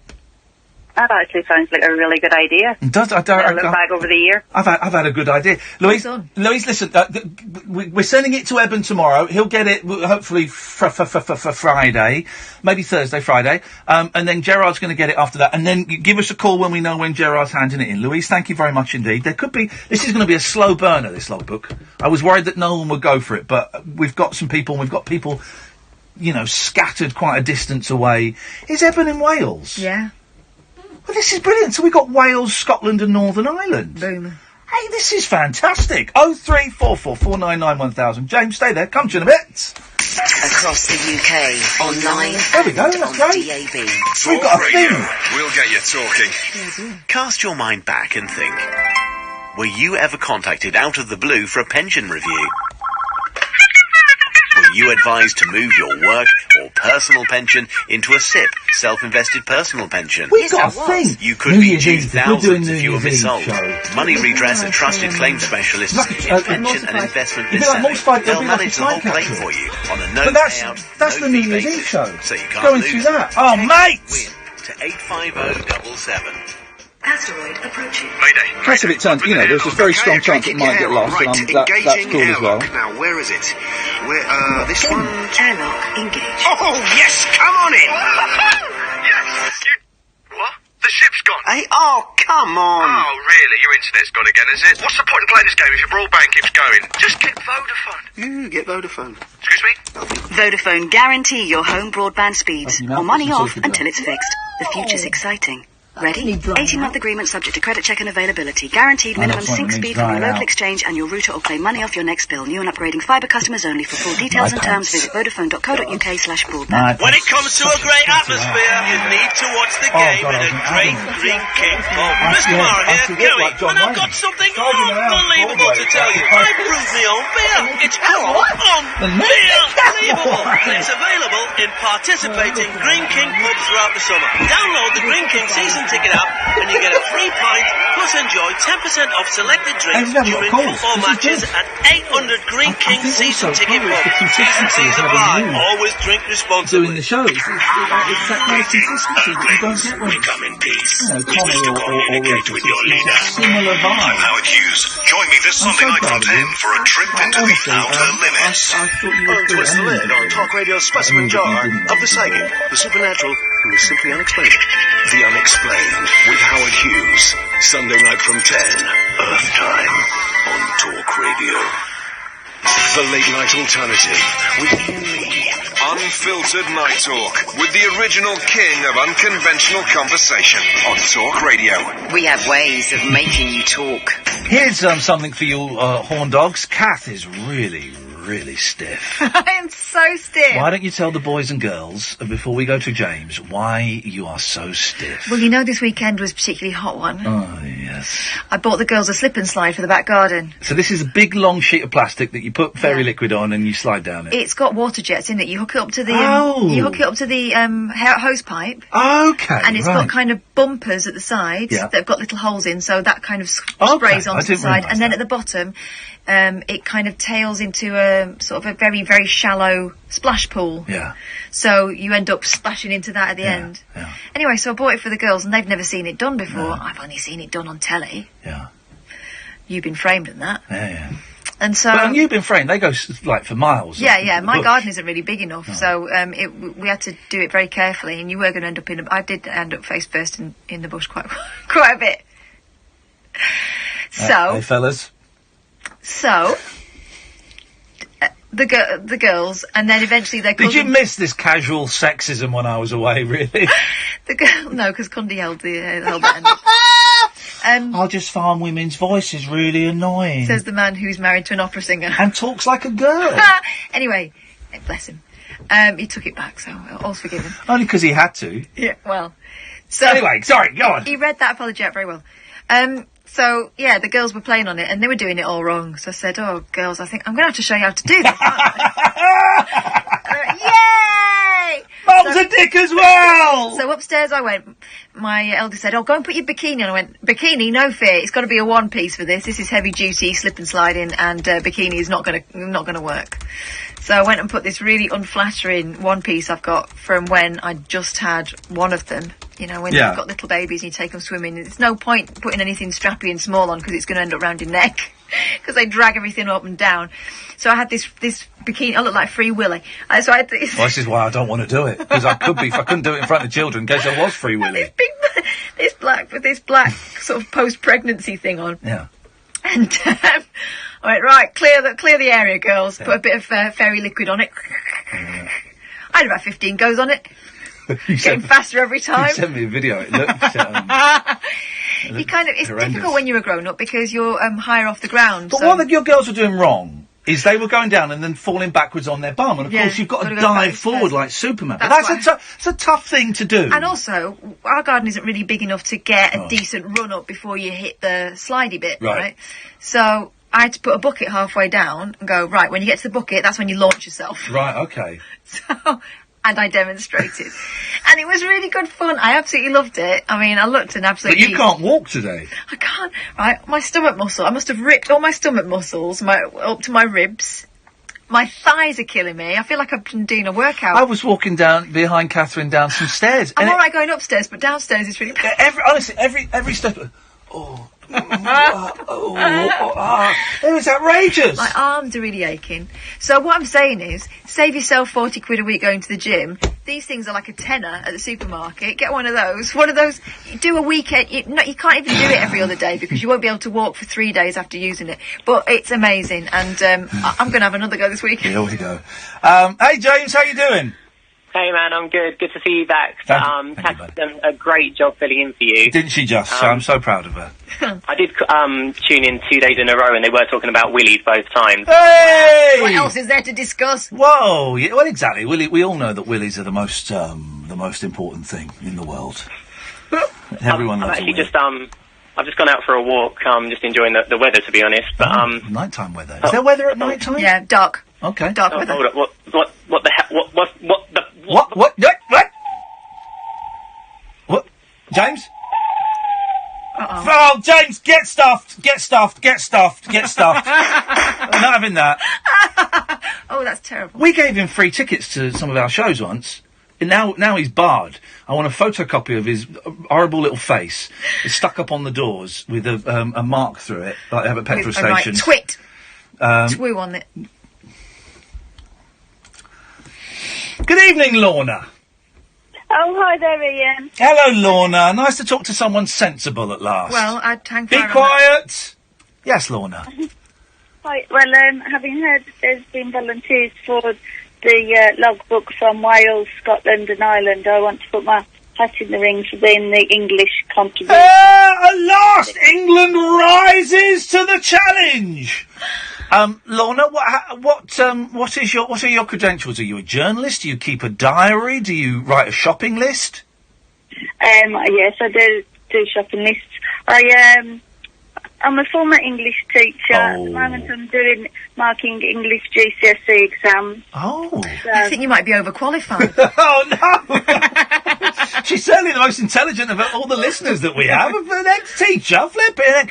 Hey, listen, Lorna, when you're marking the GCSEs, right? And you see someone who's tried really hard but isn't that bright, are you allowed to, give them a few extra points? Do you... All right, allowed. Let me take that back. Do you sometimes give people a few extra points because you feel sorry for them? Yeah, if I can find something in the mark scheme to back it up, yes, and I can usually find something. And like neat writing? Yeah. And do you ever take points away? Because you just don't... sometimes you get a vibe when you're reading something that you think, I don't like this person. I bet they're a real tosser. Do you ever mark them down from a B- to a C+ because you just don't like the vibe from them? I'm not now. Not now. I'm doing exam. But you used to. But when I was marking in school for certain kids, yeah, definitely. Just because you didn't like them. Wow. Were you the sort of teacher? I didn't like them, just as I didn't like the way they treat other people, maybe, that kind of thing. I love it. This is great. Were you the sort of teacher who'd put a question mark next to a paragraph and you were marking what? What you on about? Yeah. Brilliant. Lorna, listen, thank you for expressing an interest. I'm going to say the same thing I said to Lou. Keep listening, and when we know when Gerard is going to be handing the book back, then we'll be looking for a third person. So, listen, and if you don't get it this time, you will definitely get it at some point, I'm sure. I don't think we're going to be inundated. We've had 4 calls tonight, but I don't think it's going to be tens of thousands of people. Just keep trying. It's kind of 2 months worth already, isn't it? That we've got willing anyway. Yeah, so keep listening, Lorna, and call back whenever we mention it. You'll get it at some point, I promise. Okay, well done. Thanks very much, Lorna. Cheers. Bye-bye. She marks kids down in school because she doesn't like it when they're mean to other kids. That is brilliant. I knew teachers were bent. I knew it. I knew it. For those that don't know what we're talking about, very briefly, it's the Late Night Alternative Logbook. I am displaying it here. There's the front page is kind of got cartoons and graffiti. You're welcome to add to that. And we're going to send it out to listeners and ask them to fill it in and let us know what we've been doing in each show. In minute detail, in really vague detail. In pictorial form. In hieroglyphics. In lies, if you want. You can make stuff up. Oh, it would be really good. Yeah. Dan the artist. Oh, Dan will be great. We'll make sure Dan gets it. Come in, Paul.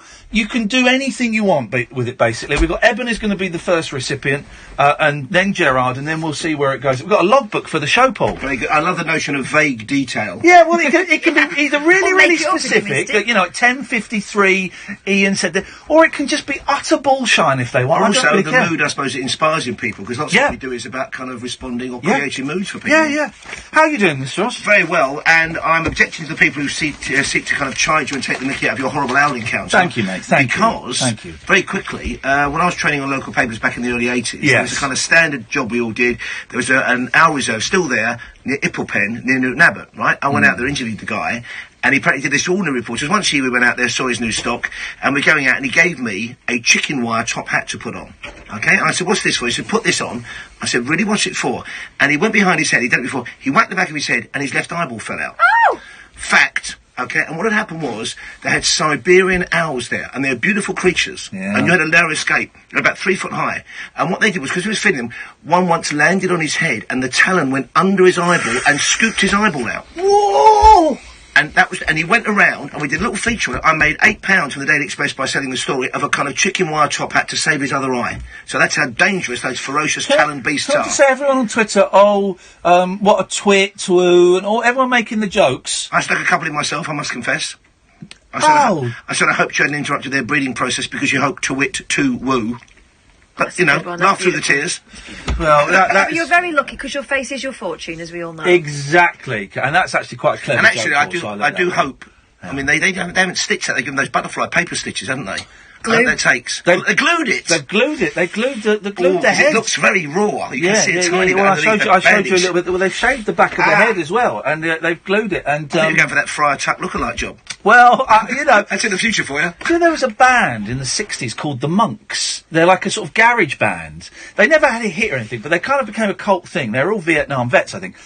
And their gimmick was, because you had to have a gimmick in the 60s, they had the monk haircut so with the shave. Went for the riding jackets. Yeah. Shaved tonsils. They had to shave their head with the sort of bowl cut. And I think they might be dead now, but they reunited about 5 or 6 years ago and went for the same look. Some of them by then probably didn't need to shave. No. Tragically. What is on your show tonight, Paul? Well, we've got the usual old tosh. We're also looking at a fantastic initiative to mark 49 years ago, Woodstock Festival.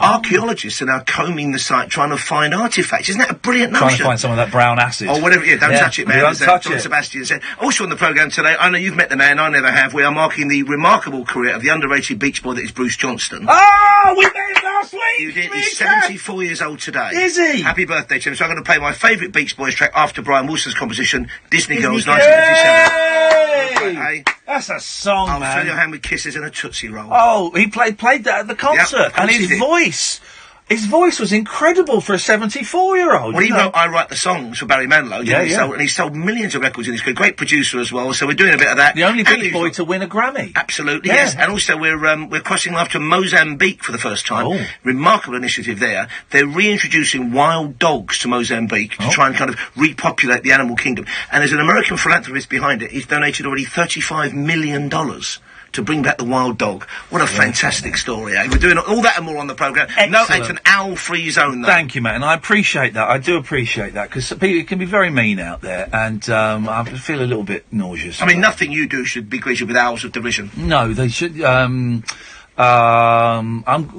mentioned my programme. I've got a new programme, Britain's Got Talent. Yeah, okay. I think he's taking the piss, but I've got a headache, and it's hard to tell.